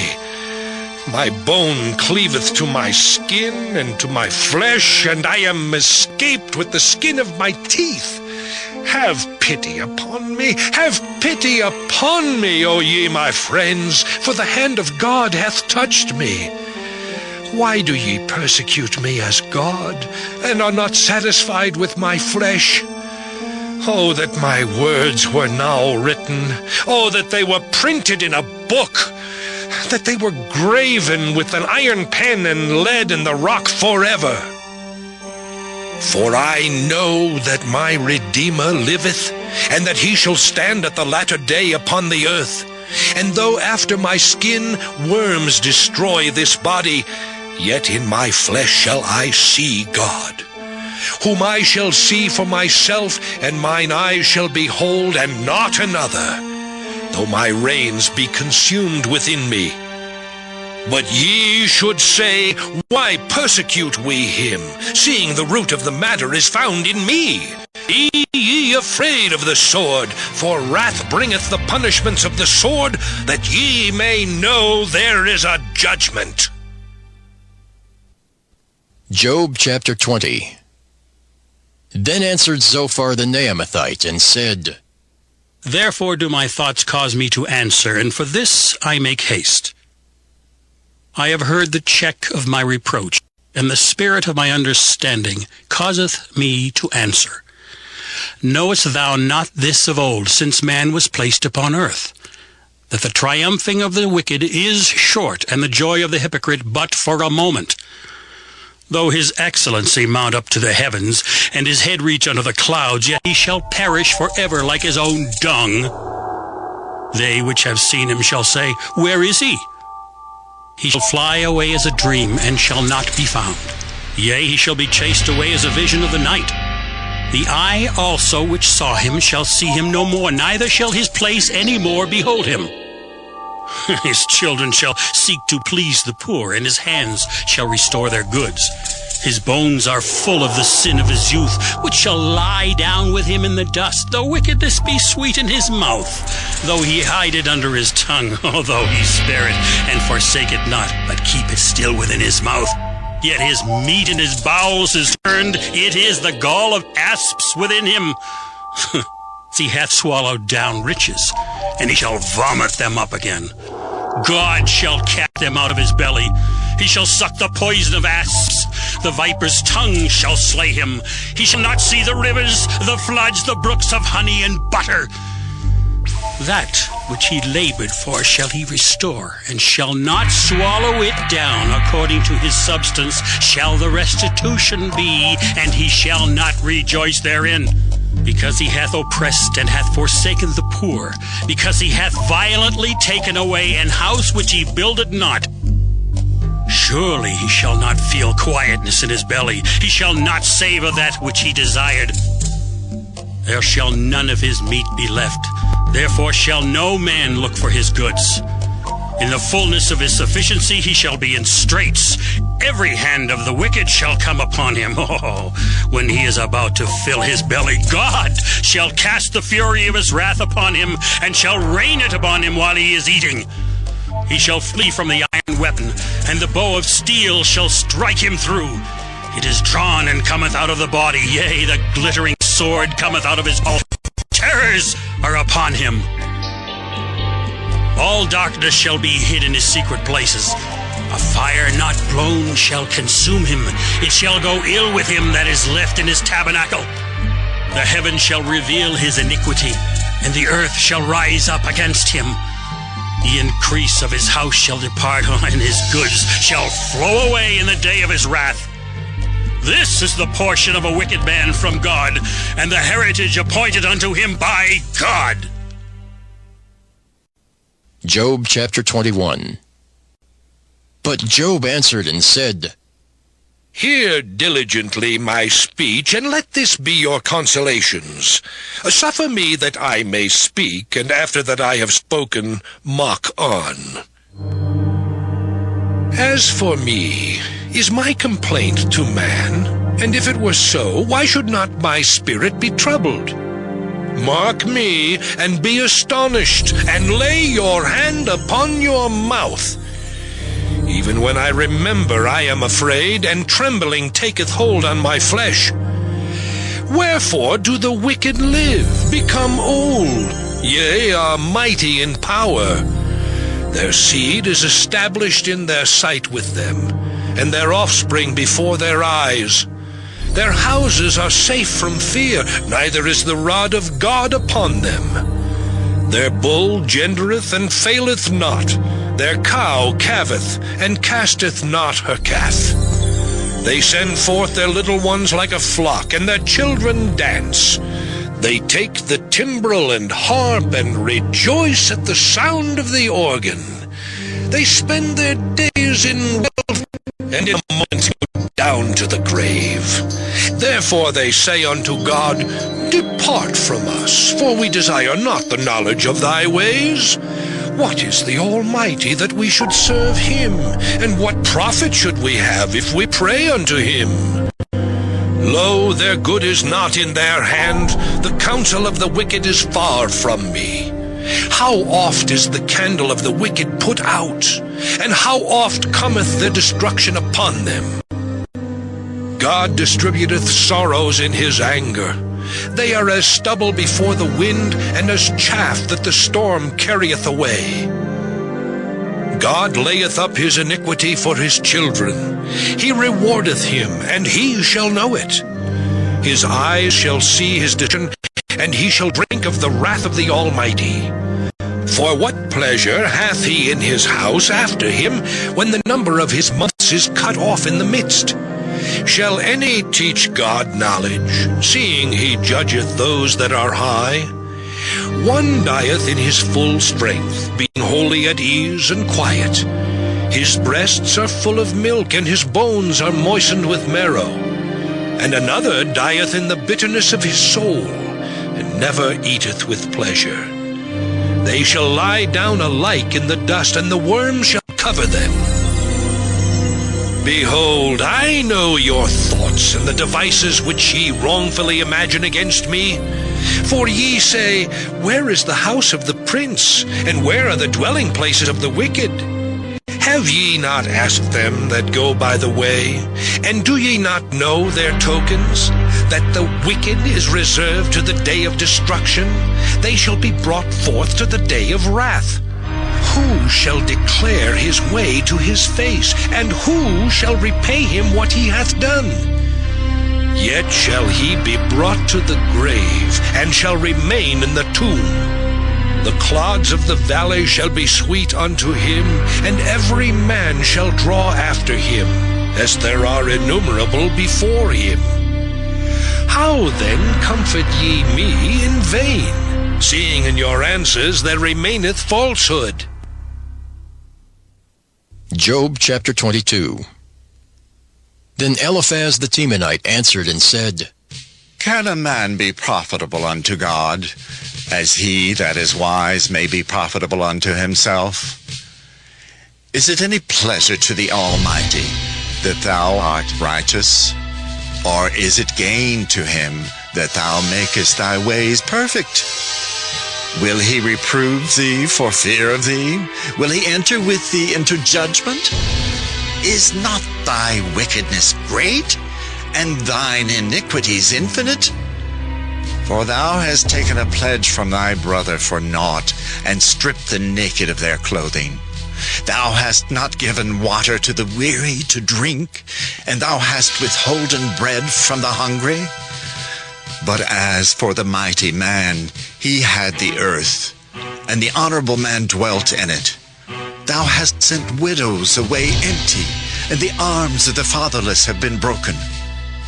Therefore snares are round about thee, and sudden fear troubleth thee, or darkness that thou canst not see, and abundance of waters cover thee. Is not God in the height of heaven? And behold the height of the stars, how high they are. And thou sayest, How doth God know? Can he judge through the dark cloud?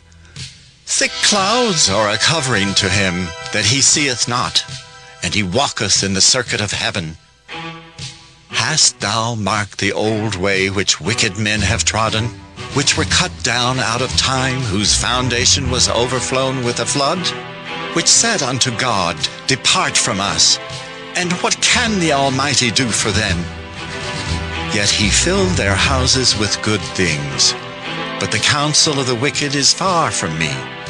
The righteous see it, and are glad, and the innocent laugh them to scorn. Whereas our substance is not cut down, but the remnant of them the fire consumeth, acquaint now thyself with him, and be at peace.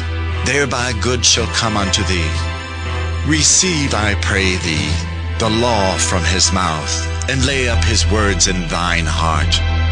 If thou return to the Almighty, thou shalt be built up.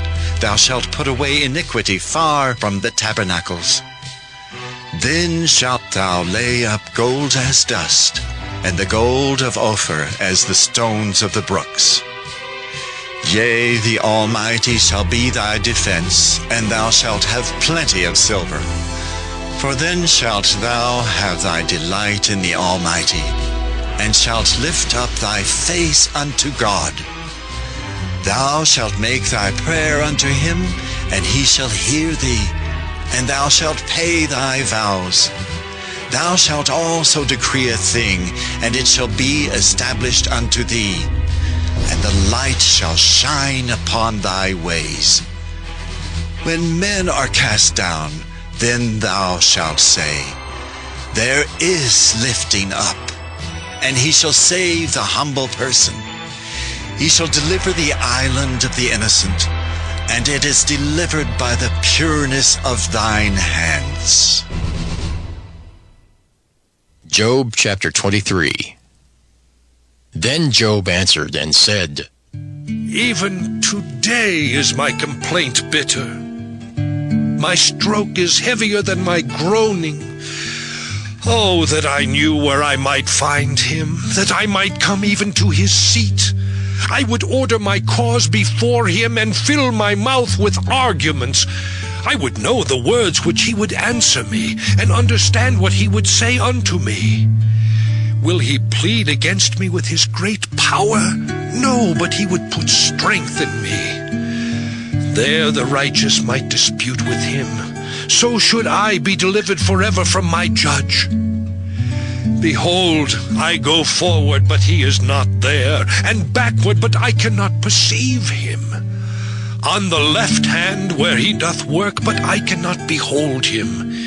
He hideth himself on the right hand, that I cannot see him. But he knoweth the way that I take.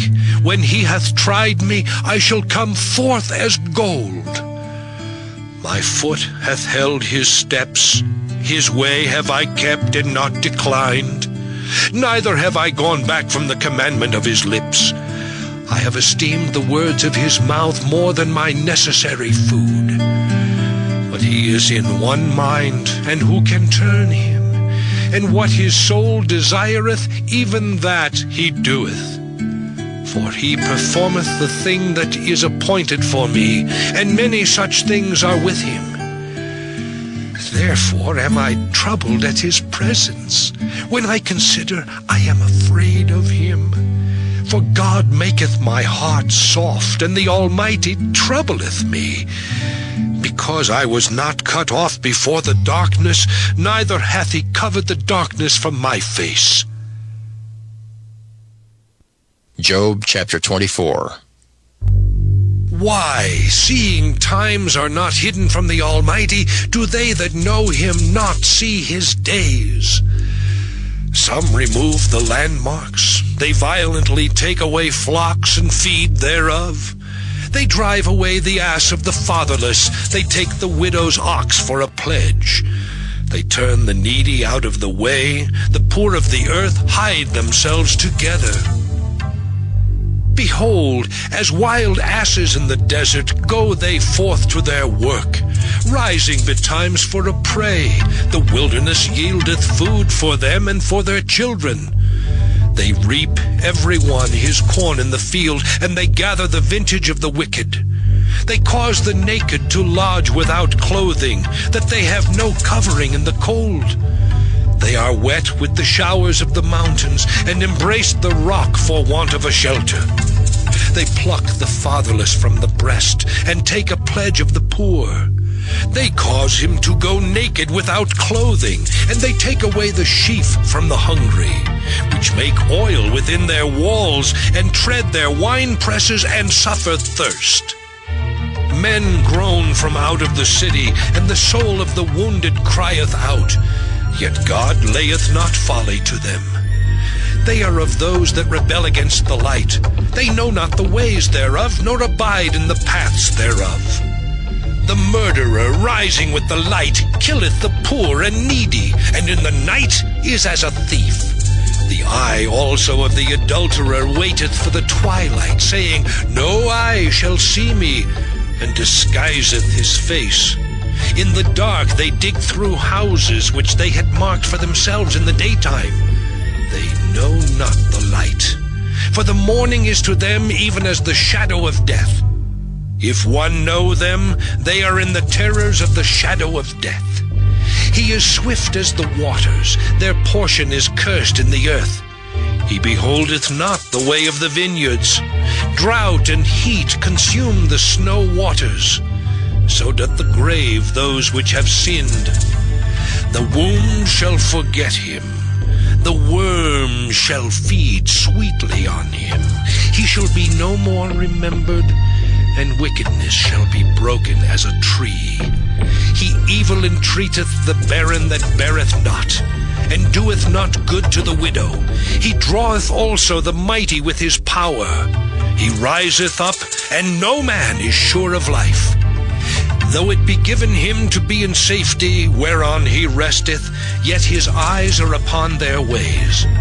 They are exalted for a little while, but are gone and brought low.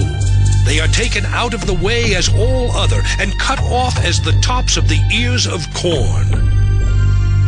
And if it be not so now, who will make me a liar, and make my speech nothing worth?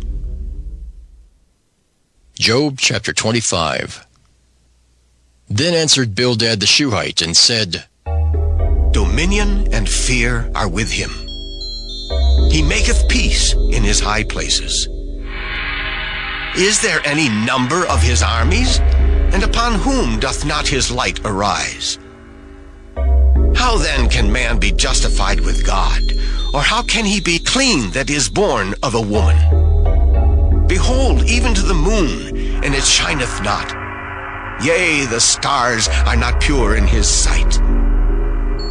How much less man that is a worm?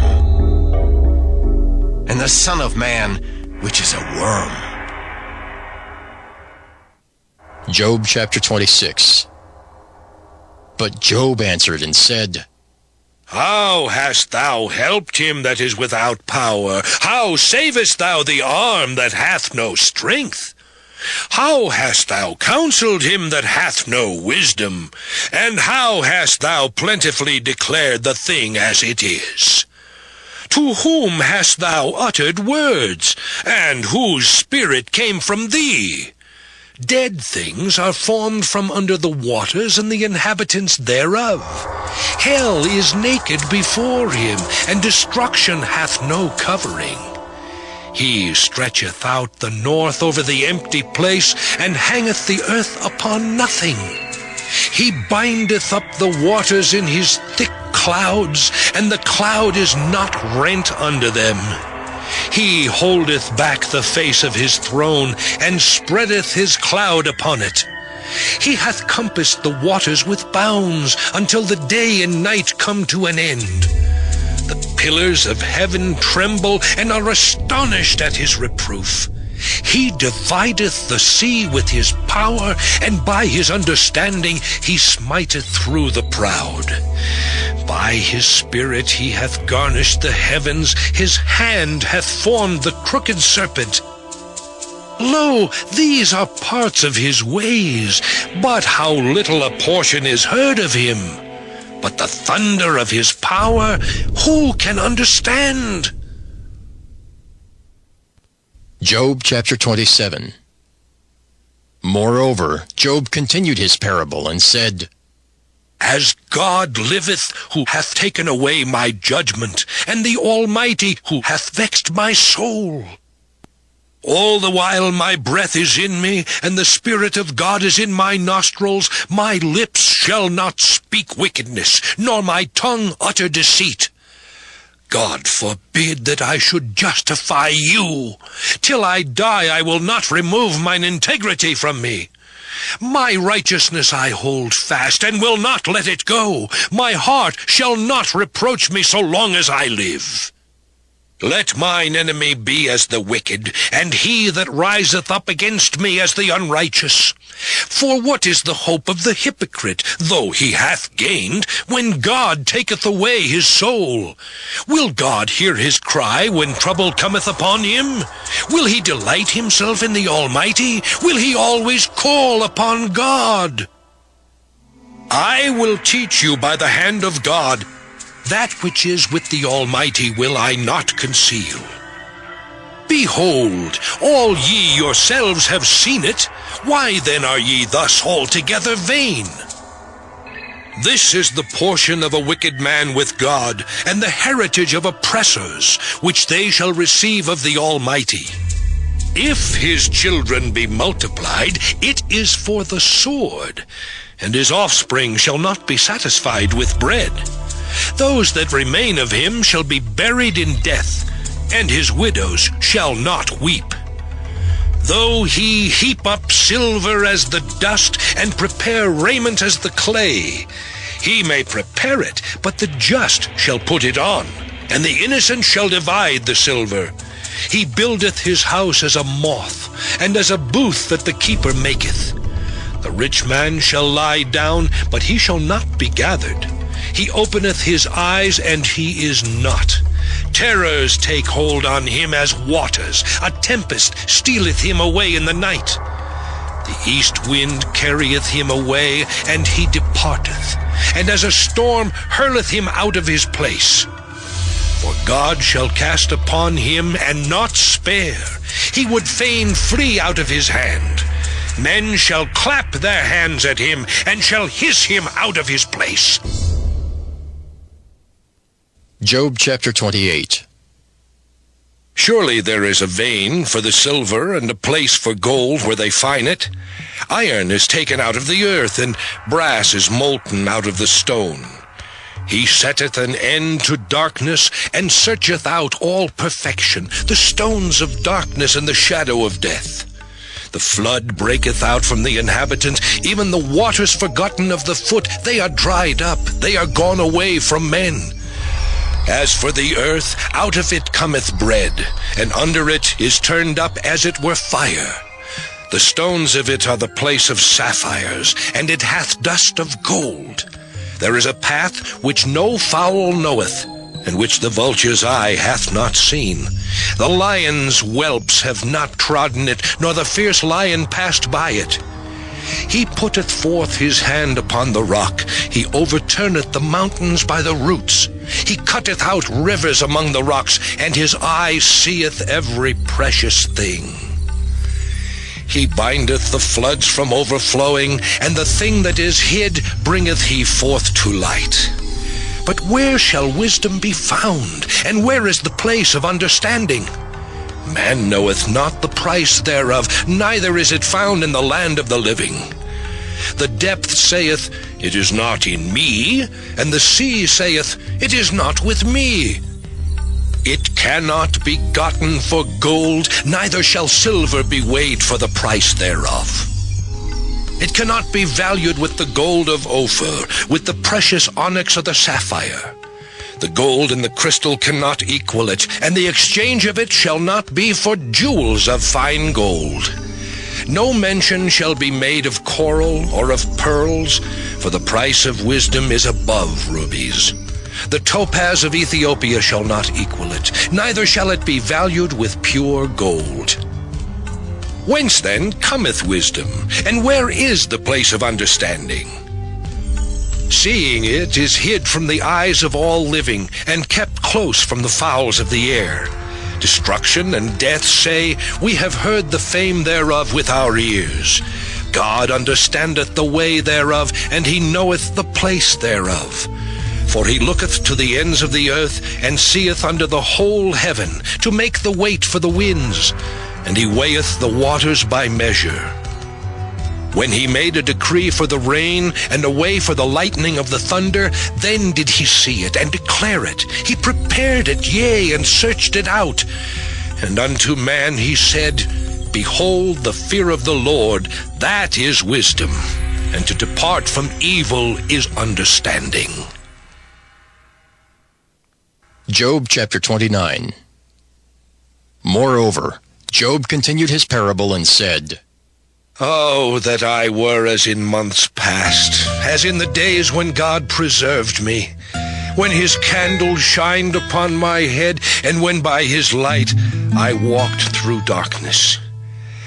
As I was in the days of my youth, when the secret of God was upon my tabernacle, when the Almighty was yet with me, when my children were about me, when I washed my steps with butter, and the rock poured me out rivers of oil, when I went out to the gate through the city, when I prepared my seat in the street, the young men saw me and hid themselves, and the aged arose and stood up.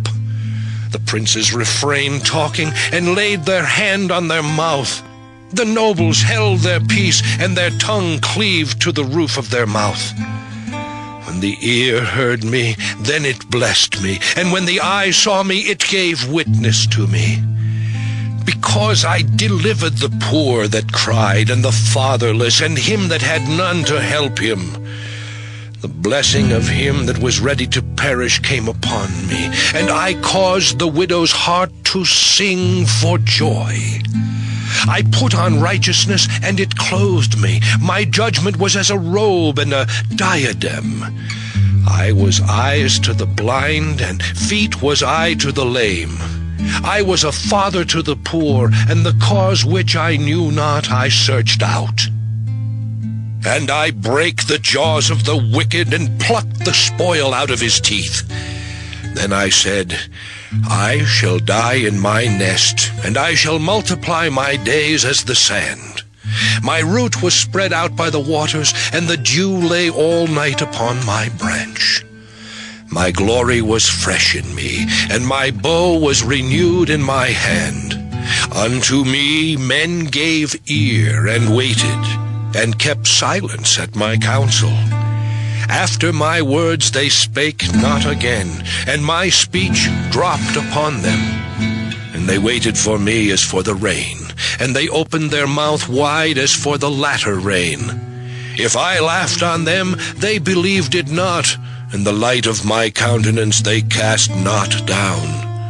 I chose out their way, and sat chief, and dwelt as a king in the army, as one that comforteth the mourners. Job chapter 30.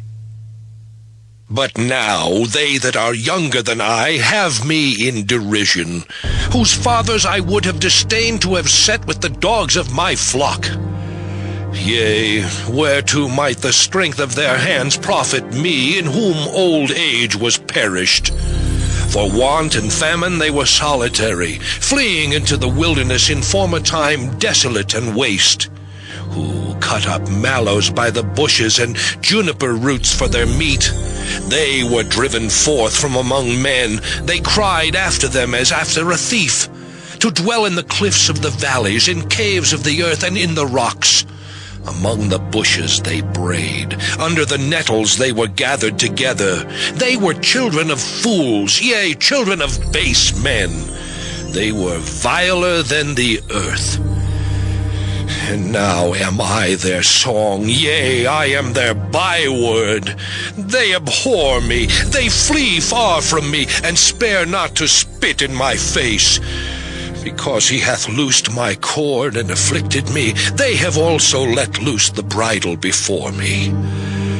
Upon my right hand rise the youth. They push away my feet, and they raise up against me the ways of their destruction. They mar my path, they set forward my calamity. They have no helper. They came upon me as a wide breaking in of waters. In the desolation they rolled themselves upon me. Terrors are turned upon me. They pursue my soul as the wind, and my welfare passeth away as a cloud. And now my soul is poured out upon me. The days of affliction have taken hold upon me. My bones are pierced in me in the night season, and my sinews take no rest. By the great force of my disease is my garment changed. It bindeth me about as the collar of my coat. He hath cast me into the mire, and I am become like dust and ashes.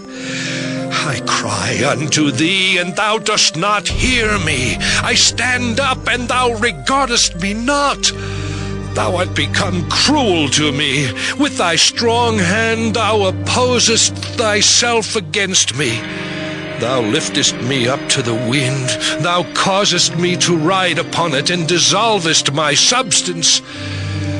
For I know that thou wilt bring me to death, and to the house appointed for all living. Howbeit he will not stretch out his hand to the grave, though they cry in his destruction. Did not I weep for him that was in trouble? Was not my soul grieved for the poor? When I looked for good, then evil came unto me, and when I waited for light, there came darkness. My bowels boiled and rested not. The days of affliction prevented me. I went mourning without the sun. I stood up and I cried in the congregation. I am a brother to dragons and a companion to owls. My skin is black upon me, and my bones are burned with heat.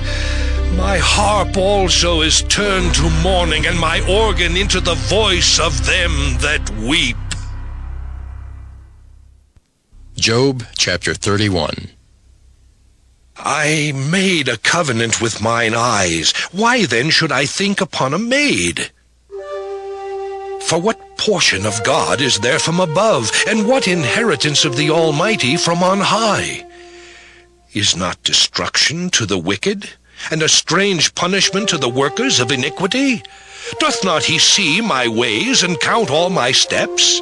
If I have walked with vanity, or if my foot hath hasted to deceit, let me be weighed in an even balance, that God may know mine integrity. If my step hath turned out of the way, and mine heart walked after mine eyes, and if any blot hath cleaved to mine hands, then let me sow, and let another eat. Yea, let my offspring be rooted out. If mine heart have been deceived by a woman, or if I have laid wait at my neighbor's door, then let my wife grind unto another, and let others bow down upon her. For this is an heinous crime. Yea, it is an iniquity to be punished by the judges. For it is a fire that consumeth to destruction, and would root out all mine increase. If I did despise the cause of my manservant or of my maidservant when they contended with me, what then shall I do when God riseth up, and when he visiteth? What shall I answer him? Did not he that made me in the womb make him? And did not one fashion us in the womb? If I have withheld the poor from their desire, or have caused the eyes of the widow to fail, or have eaten my morsel myself alone, and the fatherless hath not eaten thereof. For from my youth he was brought up with me as with a father, and I have guided her from my mother's womb. If I have seen any perish for want of clothing, or any poor without covering, if his loins have not blessed me, and if he were not warmed with the fleece of my sheep, if I have lifted up my hand against the fatherless, when I saw my help in the gate, then let mine arm fall from my shoulder blade, and mine arm be broken from the bone. For destruction from God was a terror to me, and by reason of his highness I could not endure. If I have made gold my hope, or have said to the fine gold, Thou art my confidence, if I rejoiced because my wealth was great, and because mine hand had gotten much, if I beheld the sun when it shined, or the moon walking in brightness, and my heart hath been secretly enticed, or my mouth hath kissed my hand, this also were an iniquity to be punished by the judge, for I should have denied the God that is above.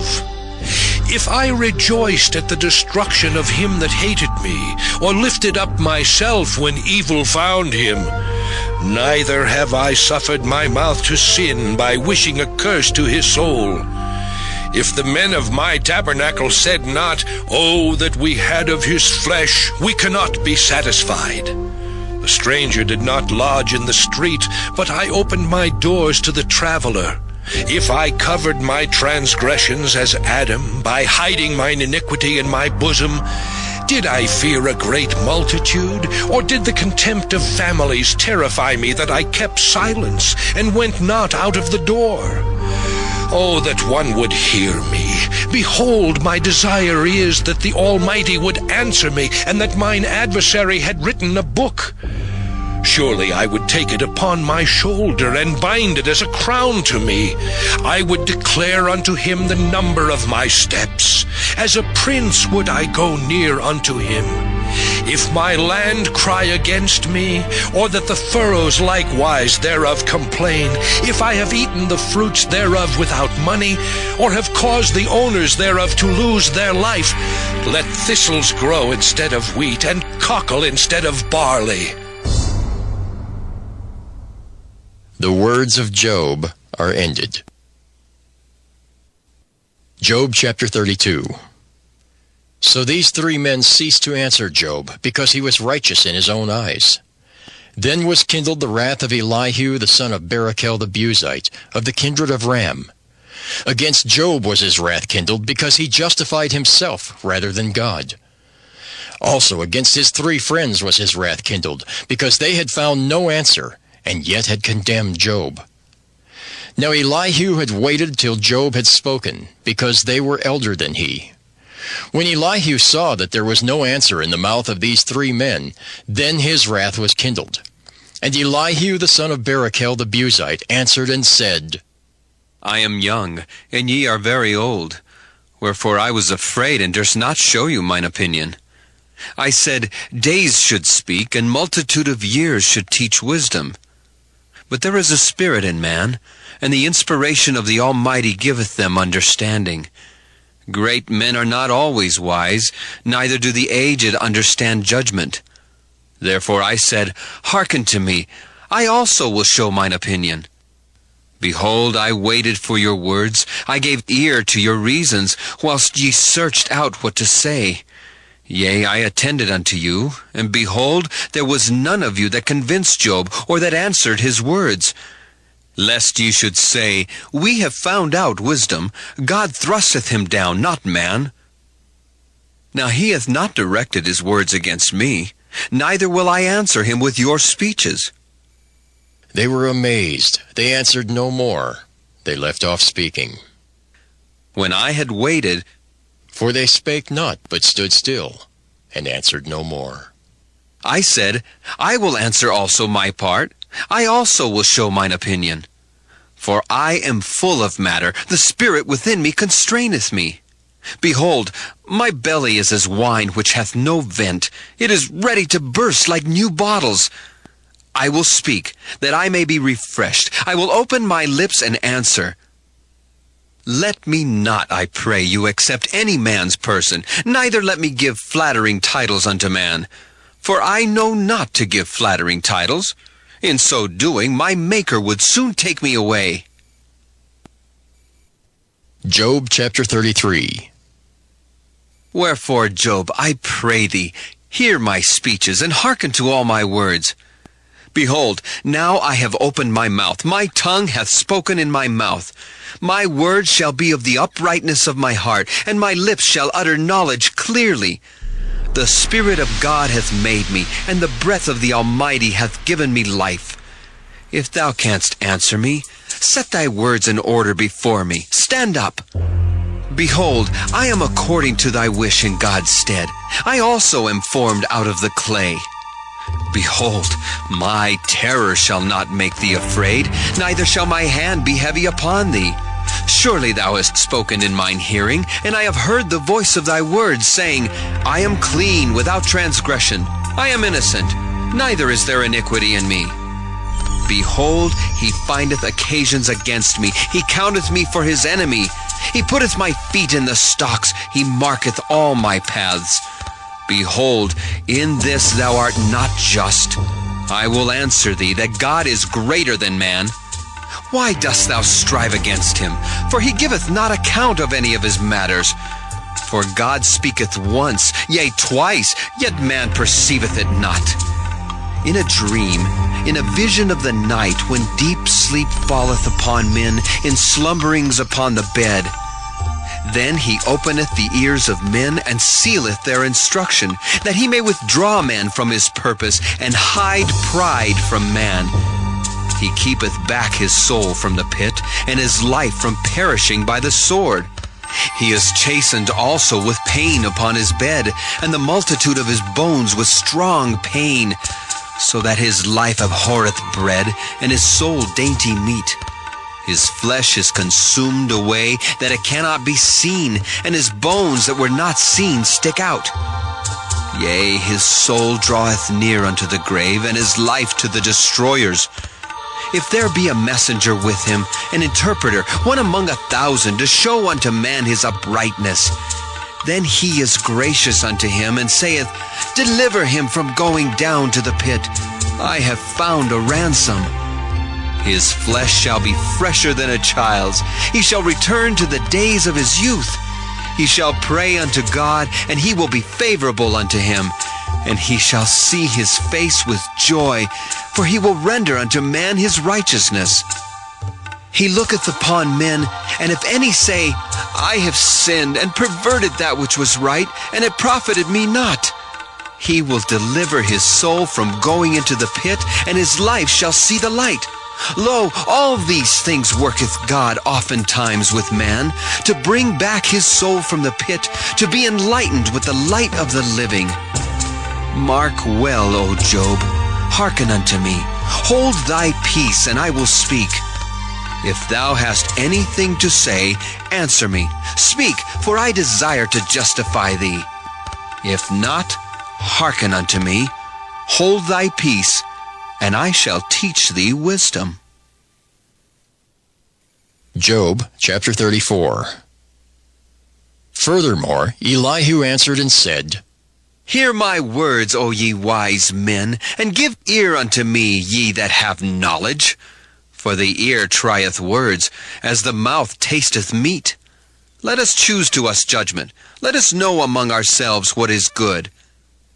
For Job hath said, I am righteous, and God hath taken away my judgment. Should I lie against my right? My wound is incurable without transgression.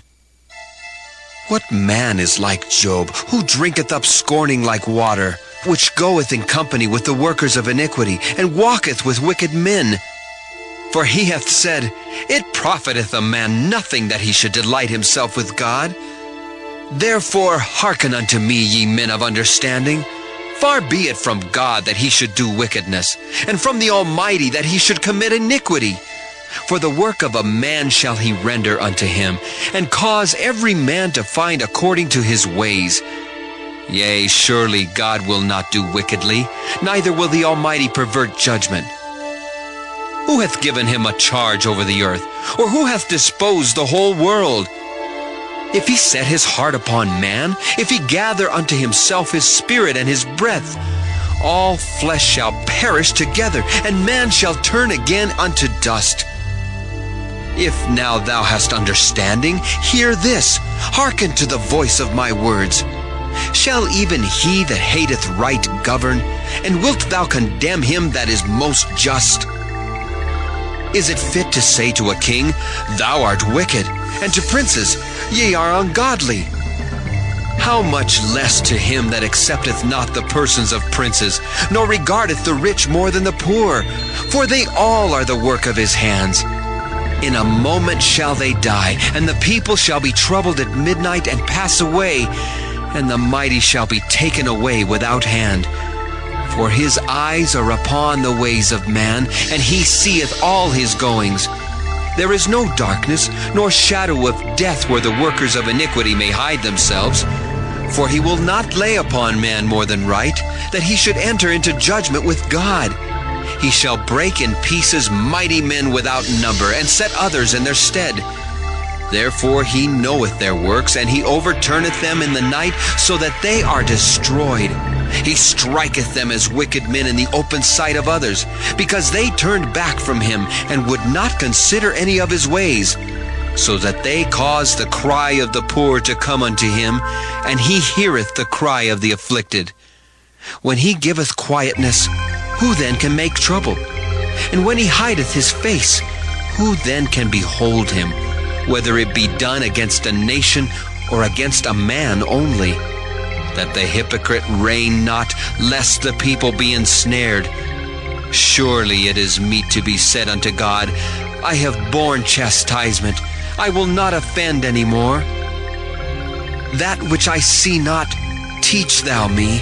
If I have done iniquity, I will do no more. Should it be according to thy mind, he will recompense it, whether thou refuse or whether thou choose, and not I. Therefore speak what thou knowest. Let men of understanding tell me, and let a wise man hearken unto me. Job hath spoken without knowledge, and his words were without wisdom. My desire is that Job may be tried unto the end because of his answers for wicked men. For he addeth rebellion unto his sin. He clappeth his hands among us, and multiplieth his words against God. Job chapter 35. Elihu spake moreover, and said, Thinkest thou this to be right, that thou saidst, My righteousness is more than God's? For thou saidst, What advantage will it be unto thee? And what profit shall I have if I be cleansed from my sin? I will answer thee, and thy companions with thee. Look unto the heavens, and see, and behold the clouds which are higher than thou. If thou sinnest, what doest thou against him? Or if thy transgressions be multiplied, what doest thou unto him? If thou be righteous, what givest thou him? Or what receiveth he of thine hand? Thy wickedness may hurt a man as thou art, and thy righteousness may profit the Son of Man. By reason of the multitude of oppressions they make the oppressed to cry. They cry out by reason of the arm of the mighty. But none saith, Where is God my Maker, who giveth songs in the night, who teacheth us more than the beasts of the earth, and maketh us wiser than the fowls of heaven? There they cry, but none giveth answer, because of the pride of evil men. Surely God will not hear vanity, neither will the Almighty regard it. Although thou sayest thou shalt not see him, yet judgment is before him. Therefore trust thou in him. But now, because it is not so, he hath visited in his anger, yet he knoweth it not in great extremity. Therefore doth Job open his mouth in vain. He multiplieth words without knowledge. Job chapter 36. Elihu also proceeded and said, Suffer me a little, and I will show thee that I have yet to speak on God's behalf. I will fetch my knowledge from afar, and will ascribe righteousness to my Maker. For truly my word shall not be false. He that is perfect in knowledge is with thee. Behold, God is mighty, and despiseth not any. He is mighty in strength and wisdom. He preserveth not the life of the wicked, but giveth right to the poor. He withdraweth not his eyes from the righteous, but with kings are they on the throne. Yea, he doth establish them forever, and they are exalted. And if they be bound in fetters, and beholden in cords of affliction, then he showeth them their work, and their transgressions that they have exceeded. He openeth also their ear to discipline, and commandeth that they return from iniquity. If they obey and serve him, they shall spend their days in prosperity, and their years in pleasures. But if they obey not, they shall perish by the sword, and they shall die without knowledge. But the hypocrites in heart heap up wrath. They cry not when he bindeth them. They die in youth, and their life is among the unclean. He delivereth the poor in his affliction, and openeth their ears in oppression. Even so would he have removed thee out of the strait into a broad place, where there is no straightness, and that which should be set on thy table should be full of fatness. But thou hast fulfilled the judgment of the wicked. Judgment and justice take hold on thee. Because there is wrath, beware lest he take thee away with his stroke. Then a great ransom cannot deliver thee. Will he esteem thy riches? No, not gold, nor all the forces of strength. Desire not the night, when people are cut off in their place. Take heed, regard not iniquity, for this hast thou chosen rather than affliction. Behold, God exalteth by his power. Who teacheth like him?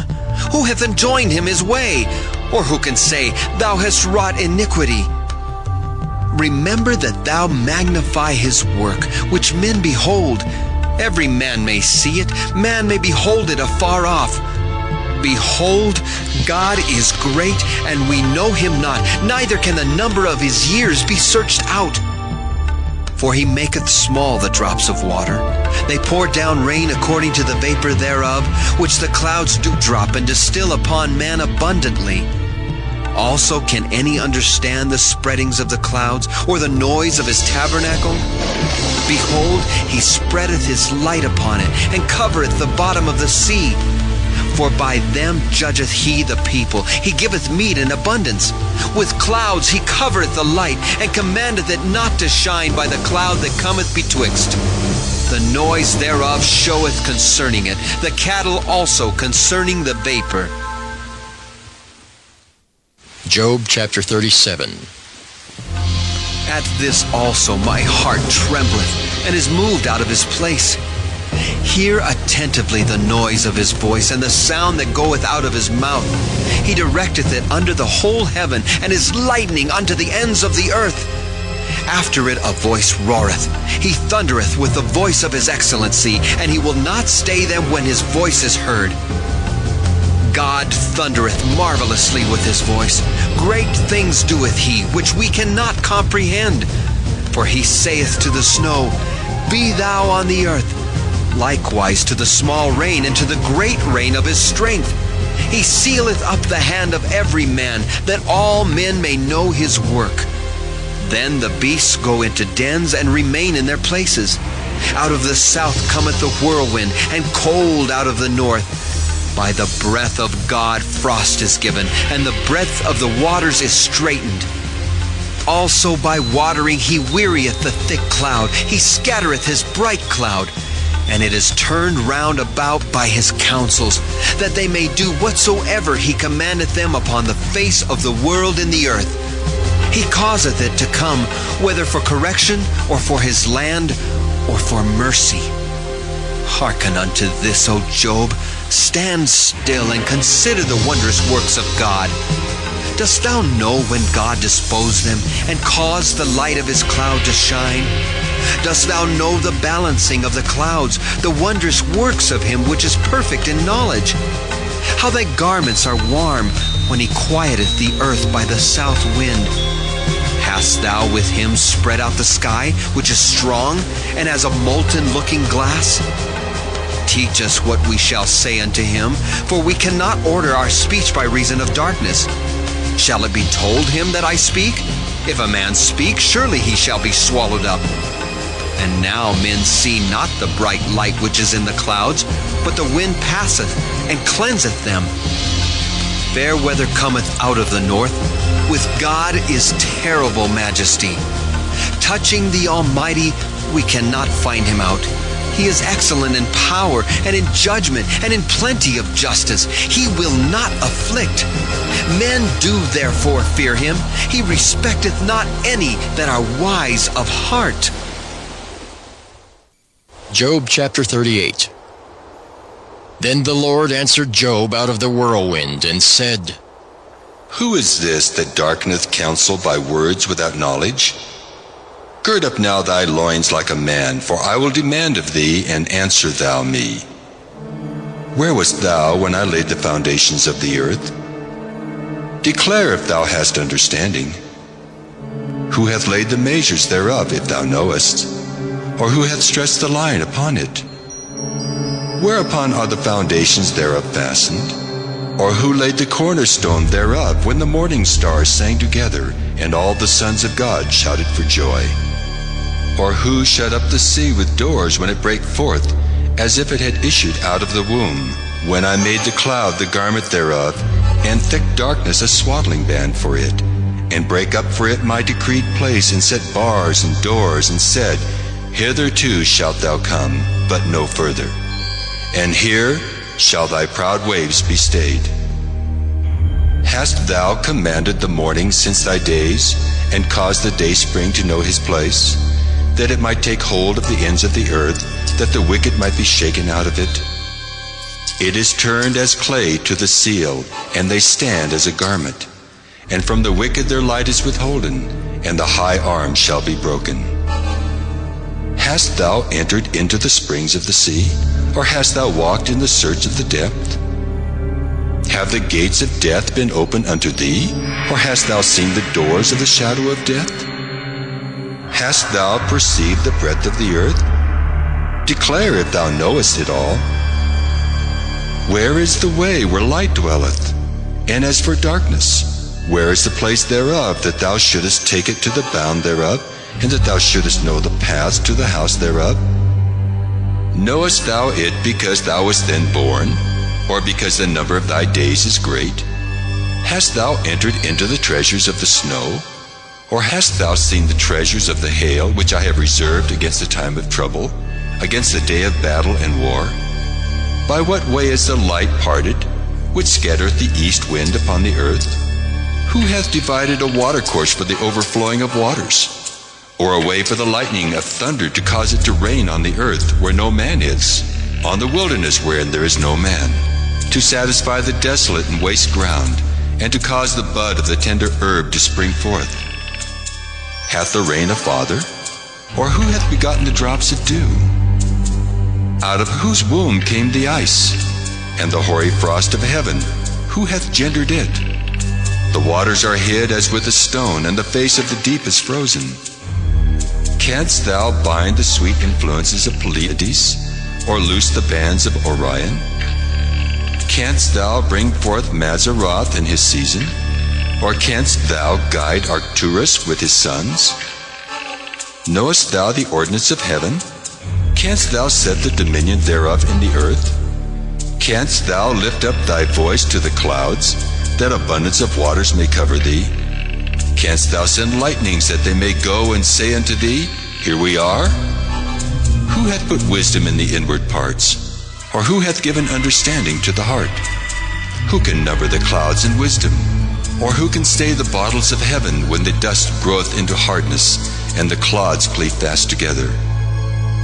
Wilt thou hunt the prey for the lion, or fill the appetite of the young lions when they couch in their dens and abide in the covert to lie in wait? Who provideth for the raven his food when his young ones cry unto God? They wander for lack of meat. Job chapter 39. Knowest thou the time when the wild goats of the rock bring forth? Or canst thou mark when the hinds do calf? Canst thou number the months that they fulfill? Or knowest thou the time when they bring forth? They bow themselves. They bring forth their young ones. They cast out their sorrows. Their young ones are in good liking. They grow up with corn. They go forth and return not unto them. Who hath sent out the wild ass free? Or who hath loosed the bands of the wild ass, whose house I have made the wilderness, and the barren land his dwellings? He scorneth the multitude of the city, neither regardeth he the crying of the driver. The range of the mountains is his pasture, and he searcheth after every green thing. Will the unicorn be willing to serve thee, or abide by thy crib? Canst thou bind the unicorn with his band in the furrow? Or will he herald the valleys after thee? Wilt thou trust him because his strength is great? Or wilt thou leave thy labor to him? Wilt thou believe him, that he will bring home thy seed and gather it into thy barn? Gavest thou the goodly wings unto the peacocks? Or wings and feathers unto the ostrich, which leaveth her eggs in the earth, and warmeth them in dust, and forgetteth that the foot may crush them, or that the wild beast may break them? She is hardened against her young ones, as though they were not hers. Her labor is in vain without fear, because God hath deprived her of wisdom, neither hath he imparted to her understanding. What time she lifteth up herself on high, she scorneth the horse and his rider. Hast thou given the horse strength? Hast thou clothed his neck with thunder? Canst thou make him afraid as a grasshopper? The glory of his nostrils is terrible. He paweth in the valley, and rejoiceth in his strength. He goeth on to meet the armed men. He mocketh at fear, and is not affrighted, neither turneth he back from the sword. The quiver rattleth against him, the glittering spear and the shield. He swalloweth the ground with fierceness and rage, neither believeth he that it is the sound of the trumpet. He saith among the trumpets, Ha ha! And he smelleth the battle afar off, the thunder of the captains and the shouting.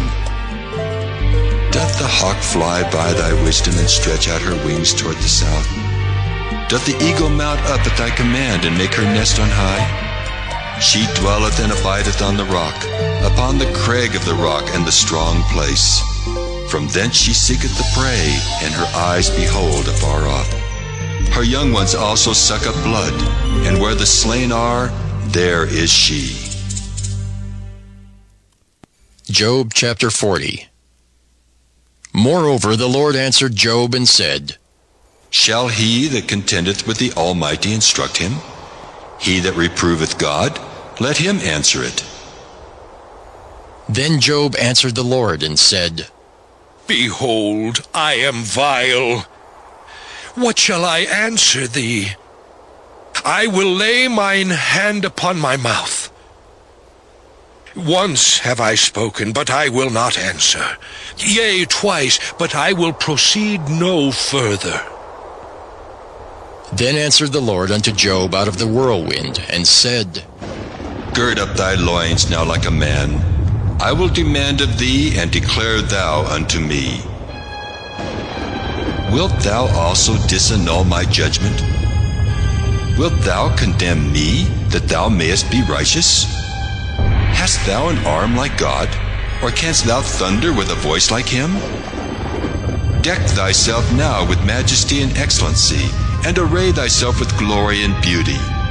Cast abroad the rage of thy wrath, and behold every one that is proud, and abase him. Look on every one that is proud, and bring him low, and tread down the wicked in their place. Hide them in the dust together, and bind their faces in secret. Then will I also confess unto thee that thine own right hand can save thee. Behold now Behemoth, which I made with thee. He eateth grass as an ox. Lo, now his strength is in his loins, and his force is in the navel of his belly. He moveth his tail like a cedar. The sinews of his stones are wrapped together. His bones are as strong as pieces of brass. His bones are like bars of iron. He is the chief of the ways of God. He that made him can make his sword to approach unto him. Surely the mountains bring him forth food, where all the beasts of the field play. He lieth under the shady trees in the covert of the reed and fens. The shady trees cover him with their shadow. The willows of the brook compass him about. Behold, he drinketh up a river, and hasteth not. He trusteth that he can draw up Jordan into his mouth. He taketh it with his eyes. His nose pierceth through snares.